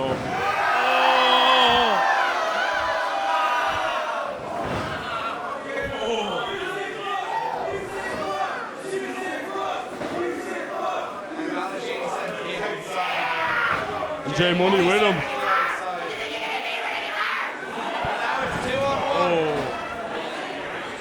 It's not looking good for Frehel. Big double clothesline. Oh. Double elbow drop from Gangland. It has to be said, Gangland, they're coming off 3 big losses. So this is the chance for Gangland to get a statement win and reinsert themselves into title contention in the fight. I've been watching Gangland now. Those losses don't stand against them. Impressive performances every single time, just coming up short. I think you'll agree. I'm not saying that they're you know, beaten easily, but it's just that 3 losses on the beat. It can... Oh, Gangland going for a big one. Interesting tactics by Gangland. Well, I think that shows that they're willing to go to beat themselves to get the win. Hey, sometimes you just need the one. And Jamie now is 2-on-1, but he's holding his own.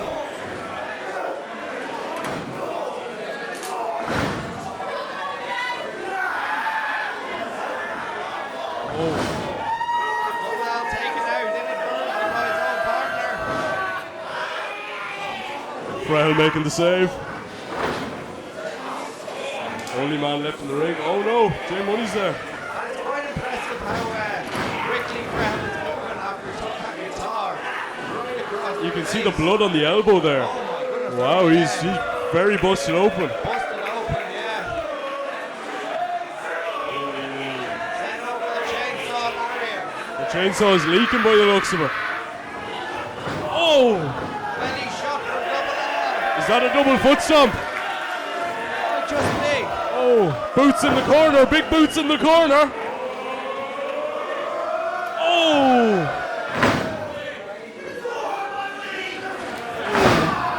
I've got a JD seeking revenge for what occurred to him earlier. It caused him a lot of pain. Jeez. And double L shoes sent flying off there, be gone. Oh! Olympic slam there by Galagini. Oh! You said Olympic slam and you summoned the angle in him. Straps her down. Double L. Oh! German Big suplex. German. And everyone seems to be down.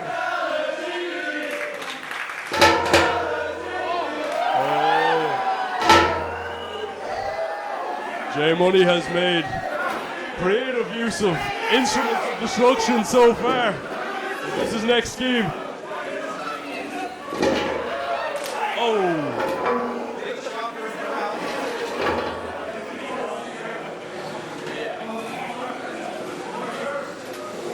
Frehel now. Jay Money thrown on the post. Oh, the hurl in Frehel's hands. Can Kenny Manning know how to use that? Oh! Jay Money thankfully getting out of the way, or that would have been very, very bad. And the hay bale used! Oh my God!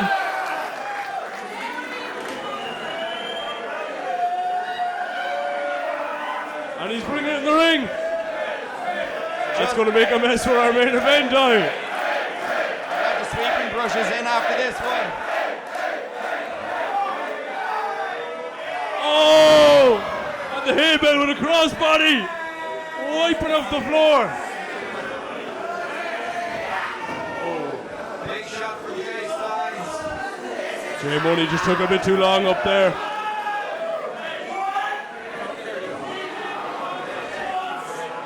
What's he gone for a superplex? Jay Money hands him off firmly on that top rope to block. He's holding on. And Frehel's in now. That left arm still covered in blood. Hooking up now. Straps back up. Even got a cheeky strength. And now double L. The whole floor is in. Corner. Oh!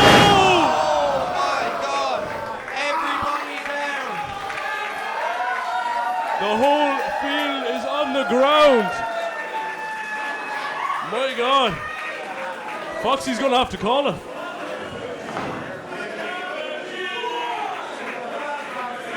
You see there to your left, Galacini. Pulling the rope, pulling himself up to his feet. No pun intended since he's behind that bale, but he might just be clasping at straws. That would have taken a lot out of him.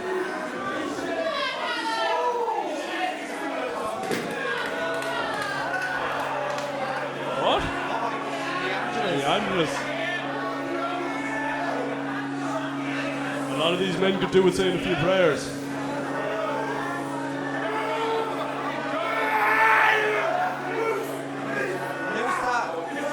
Is that? Oh my God! That's Party Boy! We haven't seen Party Boy in over 2 years here in Fight Factory. And it seems he's dropped his party in ways for a life of reverence. Father Party is taking up the floor. My God. I didn't know they'd teach that kind of movement at Maynooth. And a big back body drop from Party. Father Party, sorry.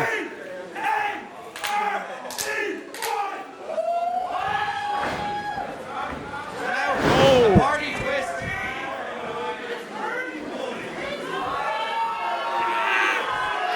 Oh my God. He's not left the Party and days behind.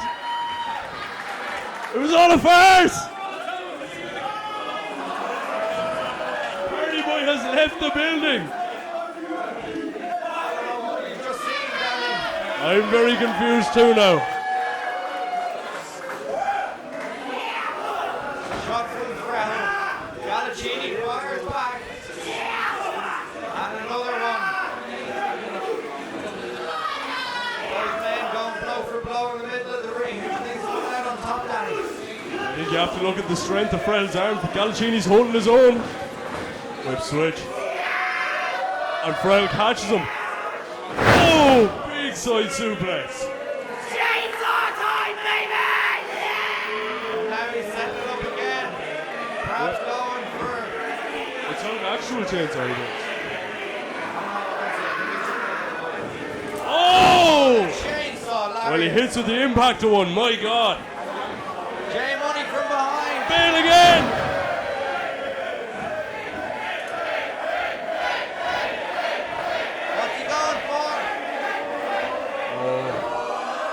Oh! That modified Finley Oh! That's through. All over. I said it before the match, a lot of people would have wrote him off.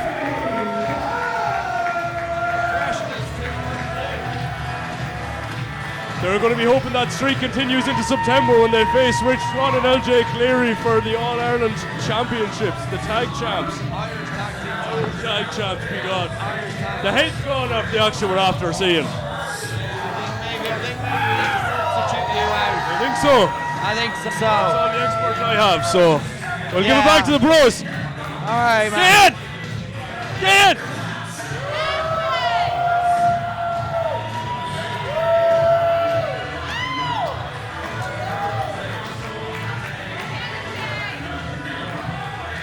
Good to have you back. I have no idea what just happened.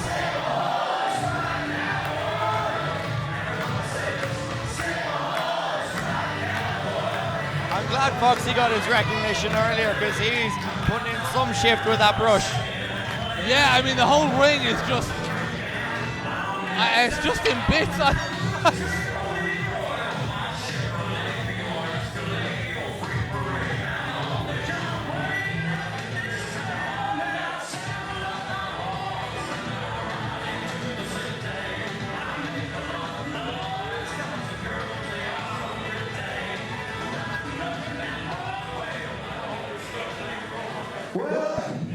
I've seen a lot of things in the ring over my days. I've never seen fucking hair grass. No, I Foxy. Ladies and gentlemen, the Fight Factory will be back as requested with episode 42 on September the 5th. But you know what?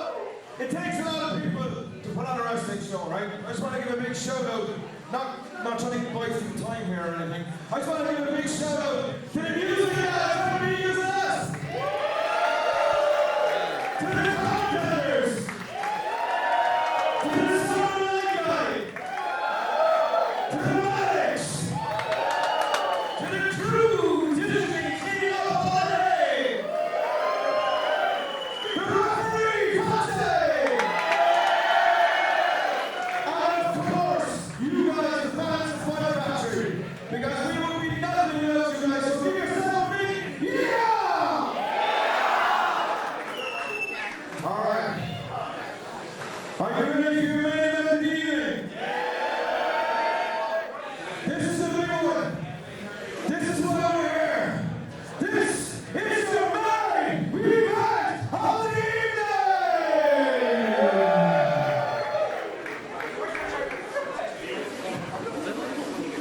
I'm so excited for this. I don't even have the words. What a main event.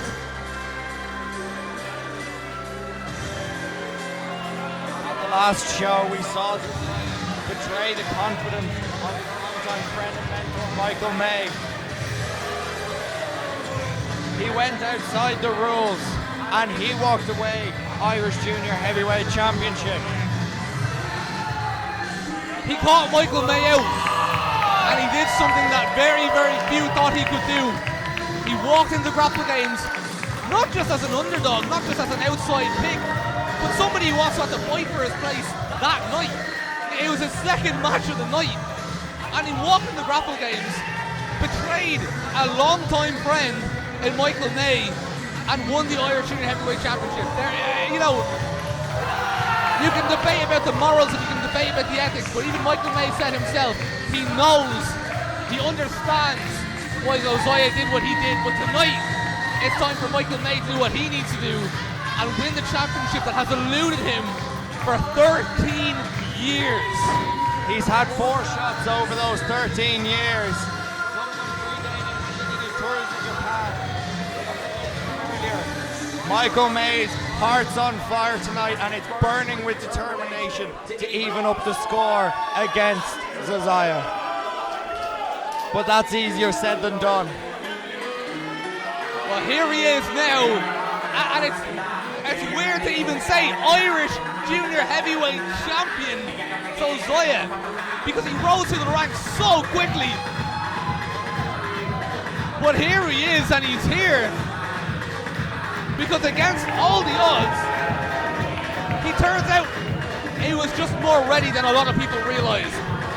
And you can't call it a fluke, you can't say it was a one-off. Josiah came in with a plan, he executed the plan to perfection. He saw an opportunity, he took it, and now he's the Irish Junior Heavyweight Champion. And he just threw the belt across the ring and he landed on it. I mean, I thought Josiah was coming in here with a bit of respect, but I don't know, I don't see it in that entrance. No, I think Josiah, when he was teaming with Michael May, when he was teaming with his mentor, and he was having fun, he was happy, he was respectful, I think Josiah, what he feels that respect needs to go out the window if you want to not just win the Irish Junior Heavyweight Champion, but if you want to hold that title and you want to defend it and you want to be the man here at Fight Factory Pro Wrestling, it's not about respect. You have to do what needs to be done. Obviously the shoulder of Josiah strapped up, but it's been strapped up like that for a long time, so it won't be of any weakness to him, but it might be a point that Michael May will choose to target.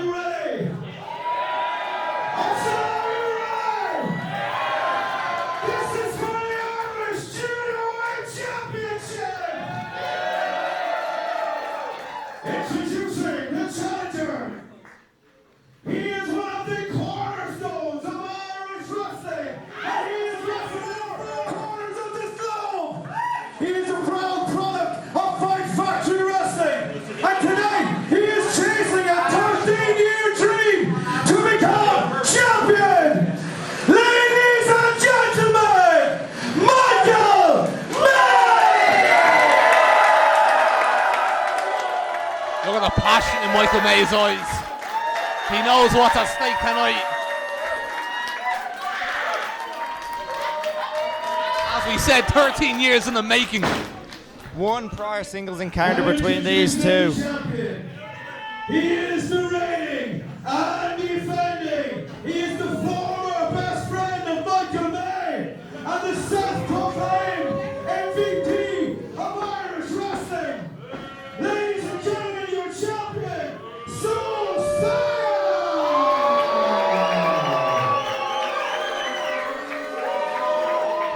As I was saying, one prior singles meeting between these two in Spain last year, and Josiah walked out the victor. He had home advantage that night. Michael May has home advantage tonight. Can he do it? Well, the one thing I'll say about Michael May is he'd be aware of that, and he would have taken so much from that. Michael May is the sort of person who learns so much after every match, develops so much after every match. And coming into this as well, one thing that I find very interesting, a lot of people be very emotional after being betrayed in a match like what we saw last month. I don't expect an emotional reaction from Michael May. I expect Michael May to be calculated. I expect Michael May to not underestimate the challenge that he's facing here tonight. He knows how to strategize for a match like this. He knows how to prepare and how to assess his opponent and play to his strengths. Michael May is, when it comes to fight IQ, I really don't think there's anybody that can match Michael May. Again, he's another one of these wrestlers who was out for a while. He wasn't around for quite some time. And people forget. They forget just the level that Michael May operates at when he's at his peak. It's really insane when you think about it. He's never been the Irish Junior Heavyweight Champion, because that is his level at the very, very top. So, God, I don't envy anybody who's trying to predict this match. And you mentioned there the hiatus Michael May took. Now, I sat down with Desire earlier, and he was saying to me that hiatus felt like a betrayal. That Michael May wasn't by his side as Desire achieved all of the success he has in recent months, and that he feels that Michael May used their friendship just to keep himself relevant in Fight Factory. Now, I quite rightly disagree with that, but it's got to be interesting seeing how Desire thinks about that he'd already been betrayed by Michael May going into Grapple Games. Interesting.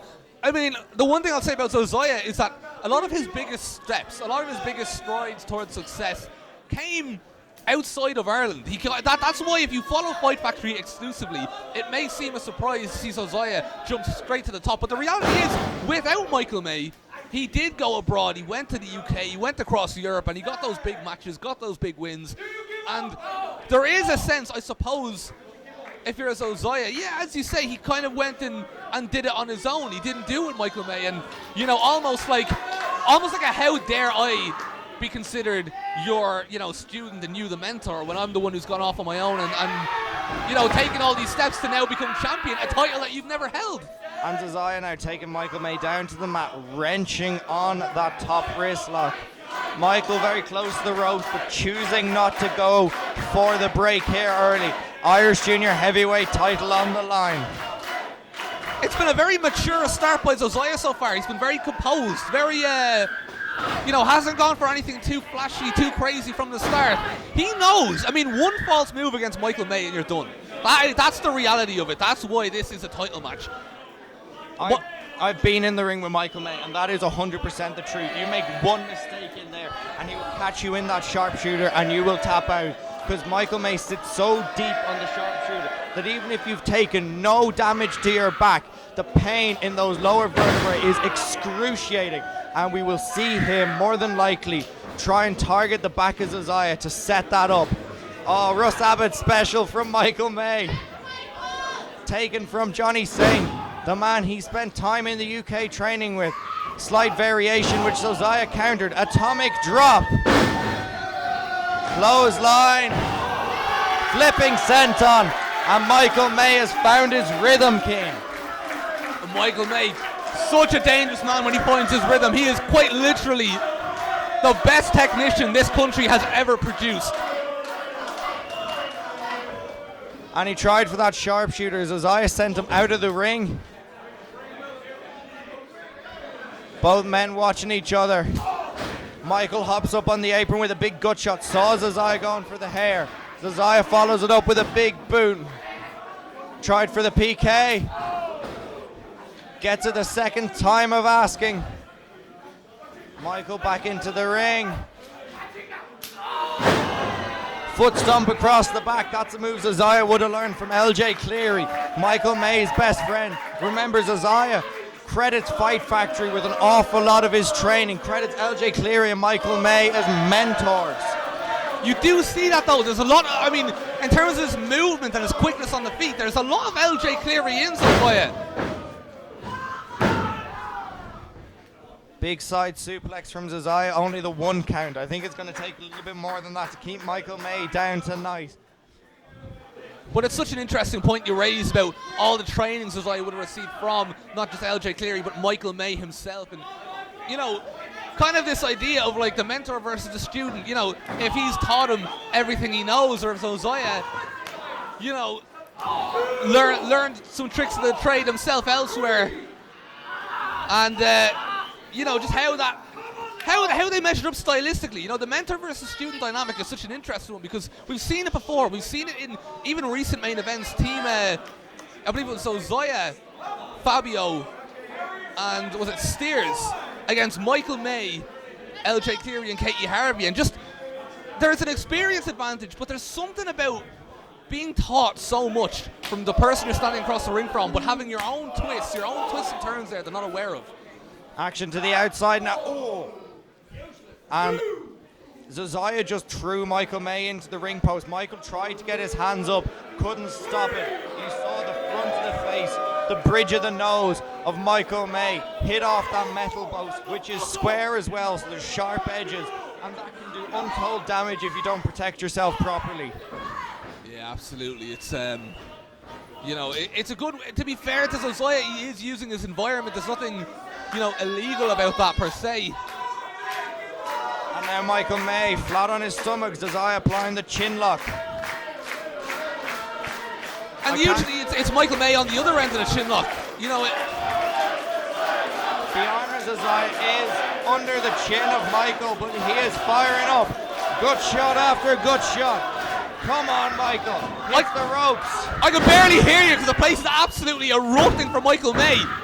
Big amateur takedown from Josiah to keep control of Michael May. This is maybe one area where Josiah does have the advantage. Michael obviously well versed in professional wrestling on the ground, but Josiah, that amateur background, those quick takedowns, those very, very painful submission holds, maybe an area he can eke out an advantage against the technician. But amateur wrestling, I mean, it's not just takedowns, it's takedown defense. That is so, so important when you're taking on somebody like Michael May.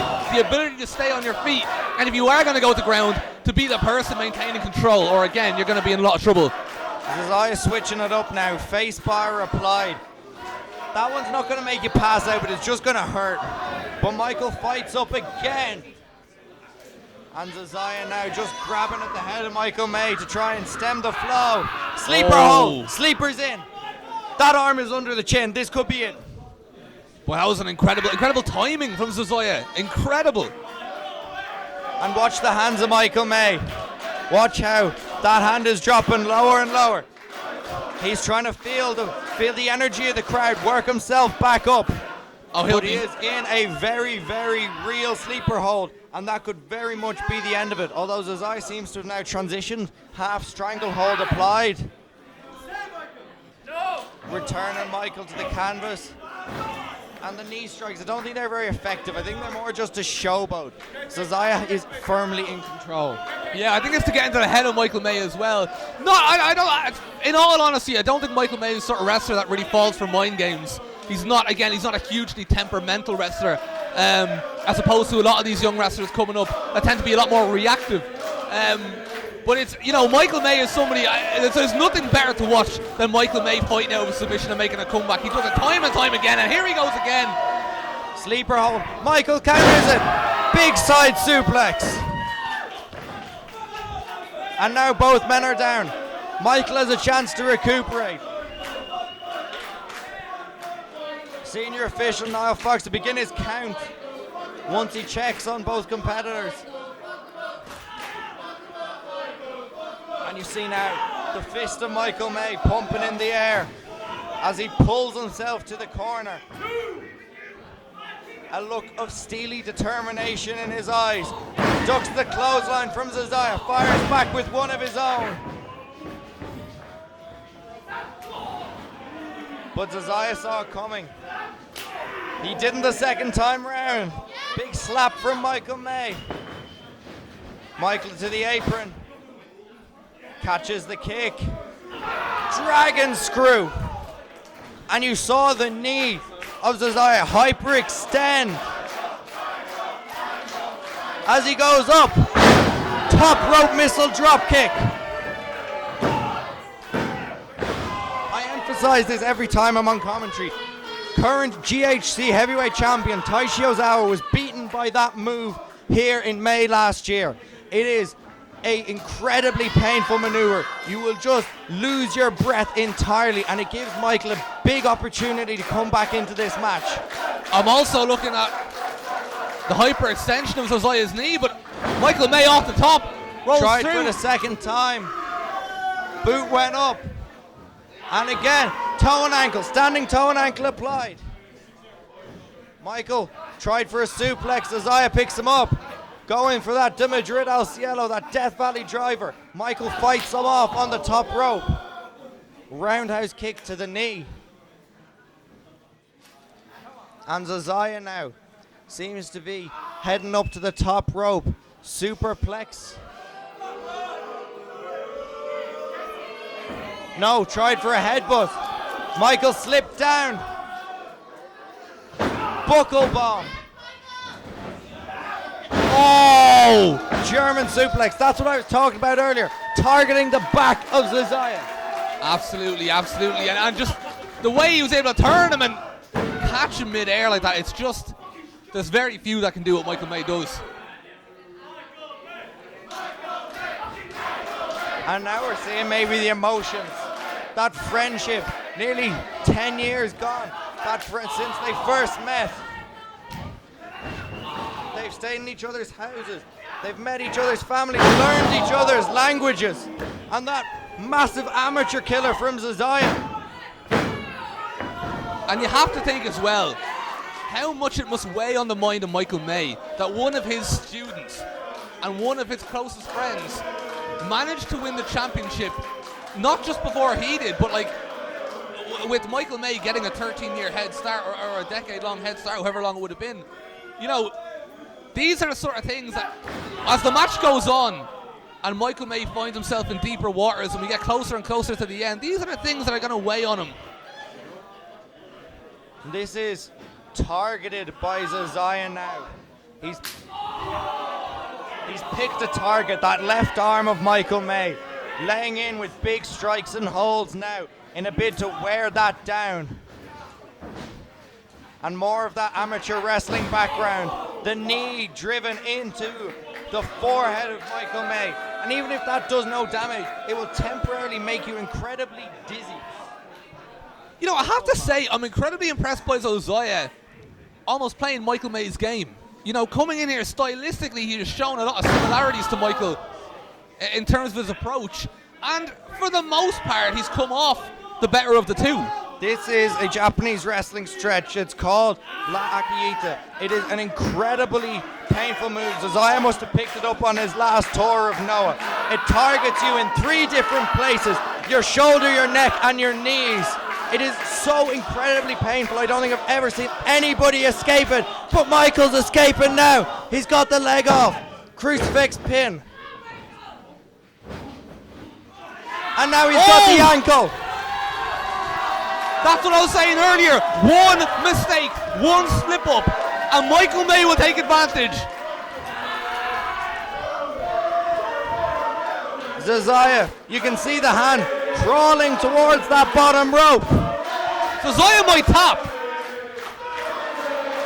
I don't think he's at the ropes yet. And it's only, excellent from Josiah. Schoolboy attempt, 2. Kick out from Michael. Can he get it? No. Good shot from Michael. Josiah sends him off. Small package, roll through. Deadlift vertical suplex. Incredible strength, incredible power. There's a reason that man is Irish Junior Heavyweight Champion. Michael May looks to be out. He's out. It did look for a second. Michael May's eyes were shut and he was out. But sometimes in that big match environment, you don't even know you're kicking out. You just feel the crowd. Exactly. You hear the referee, and something primal in Michael May wills that shoulder off the canvas. It's not logical at all, but it's instinctive. And it just happens. But Michael May is in a whole world of danger right now as Josiah goes up onto the middle rope. And Josiah misses with the moonsault again, giving Michael valuable time to recover. Both men very physically spent. A lot has gone in to these opening few minutes.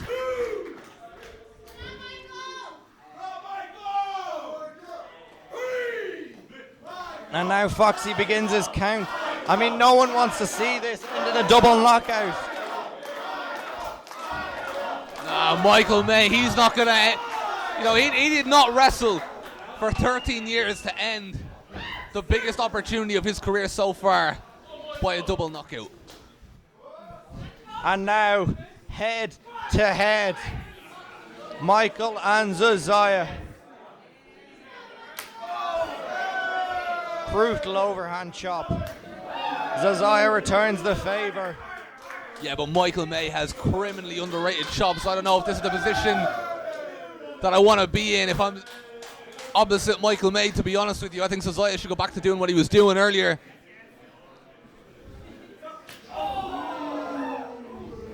And you can hear them, those big knife-edge chops. They hurt as much as you hear them. Oh, the noise speaks for itself.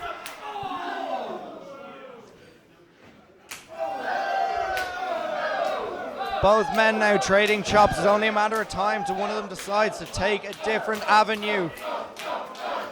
But that time isn't now. But this is the emotions pouring out from Michael May. Oh, massive headbutt from Zazaya. Both men down into the cover. Oh my God, that's incredibly vicious. He's actually going for more headbutts, not going for a cover at all. I mean, he wants to put Michael May out. He knows that if Michael May is conscious, there's always a chance that you can get caught.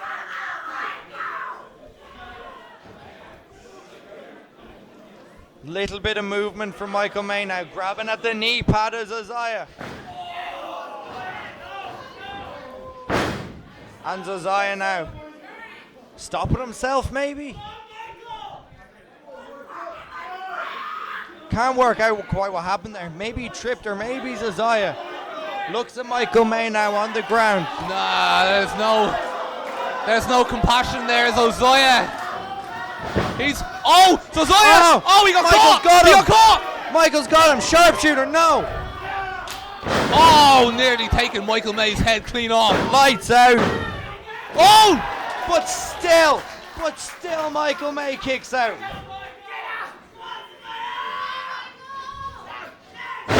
De Madrid Al Cielo, that Death Valley driver, right on the top of his back. Well, one!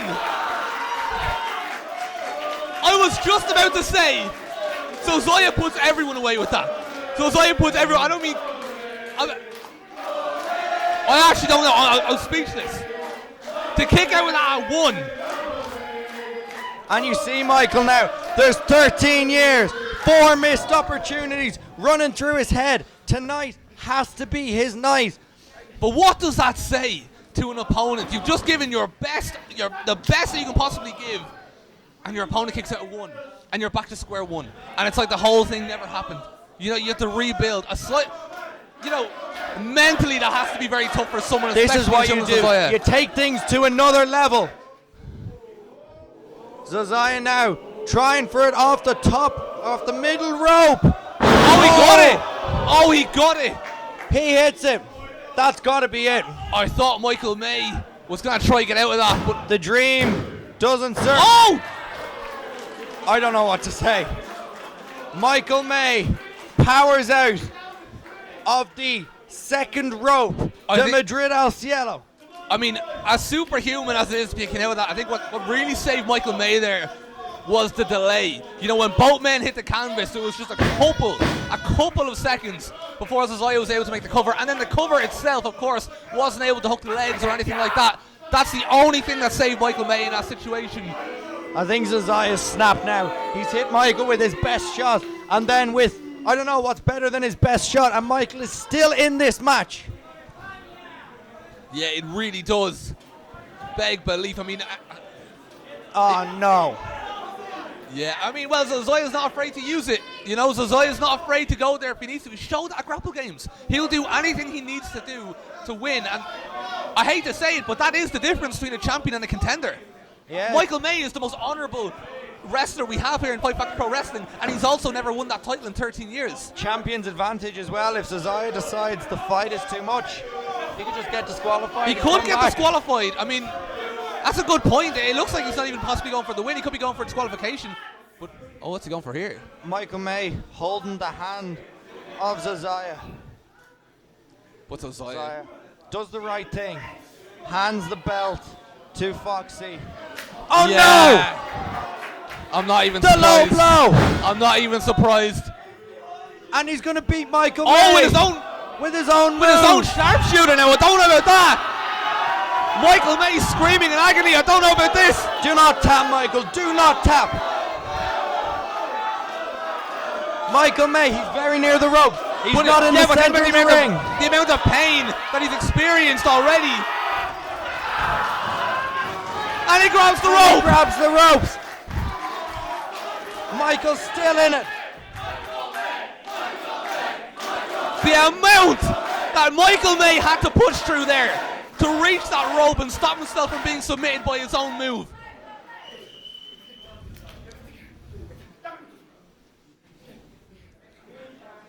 And now Zozoya. Now he has to go back to the well. What's next? Puts Michael May in the corner. Plants a kiss on his forehead.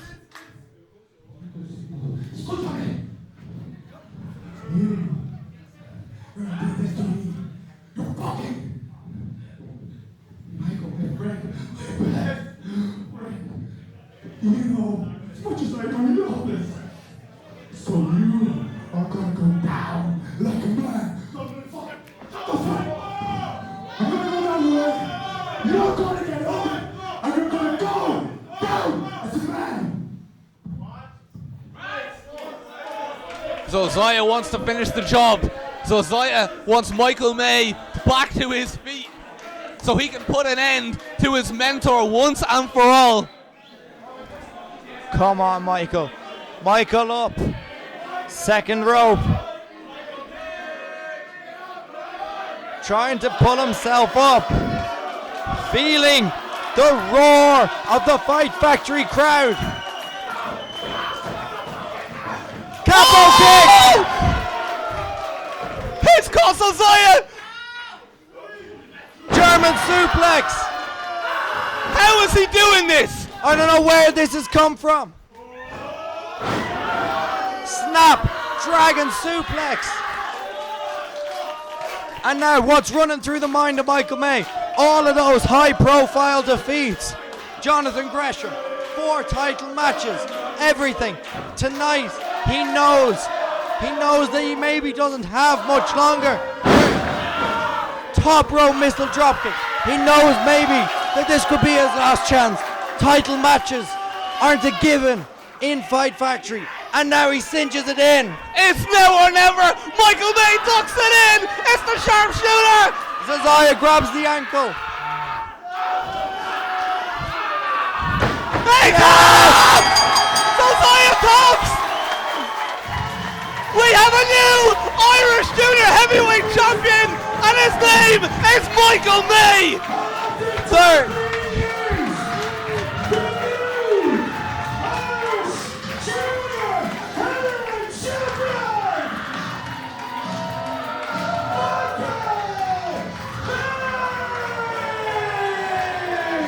13 years! 13 years, Cole! And as you said, high-profile defeat after high-profile defeat, but that never held him back, and each defeat was a loss, it was a lesson, and he built from it time and time and time again, until the moment was just right. This is a reminder, if you fight for your dreams fight for you. And now, as Michael May stands atop the Irish Wrestling Mountain, it's an incredible moment for everyone in this gym.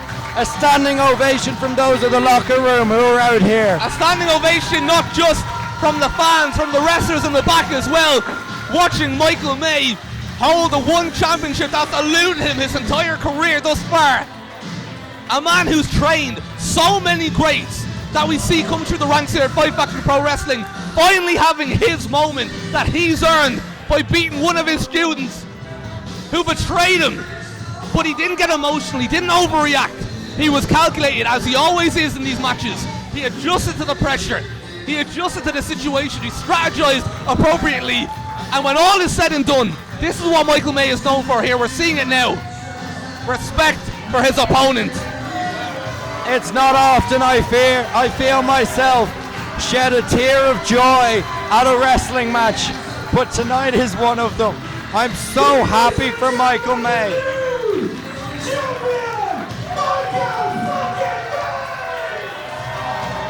And his best friend, LJ Cleary, in to embrace him. Cole, when you win a championship in a wrestling promotion, a world championship, the championship, you're not just a champion, you're the representative of that promotion. Everywhere you go, you are that promotion's champion. You defend against the best, you are the best. Michael May is Fight Factory's representative now, and we could not ask for a better champion, and we couldn't ask for a better representative of Fight Factory Pro Wrestling. And we couldn't ask for a better way to end episode 41. You've been Corporate Keane, I've been Cole Cullen. Good night.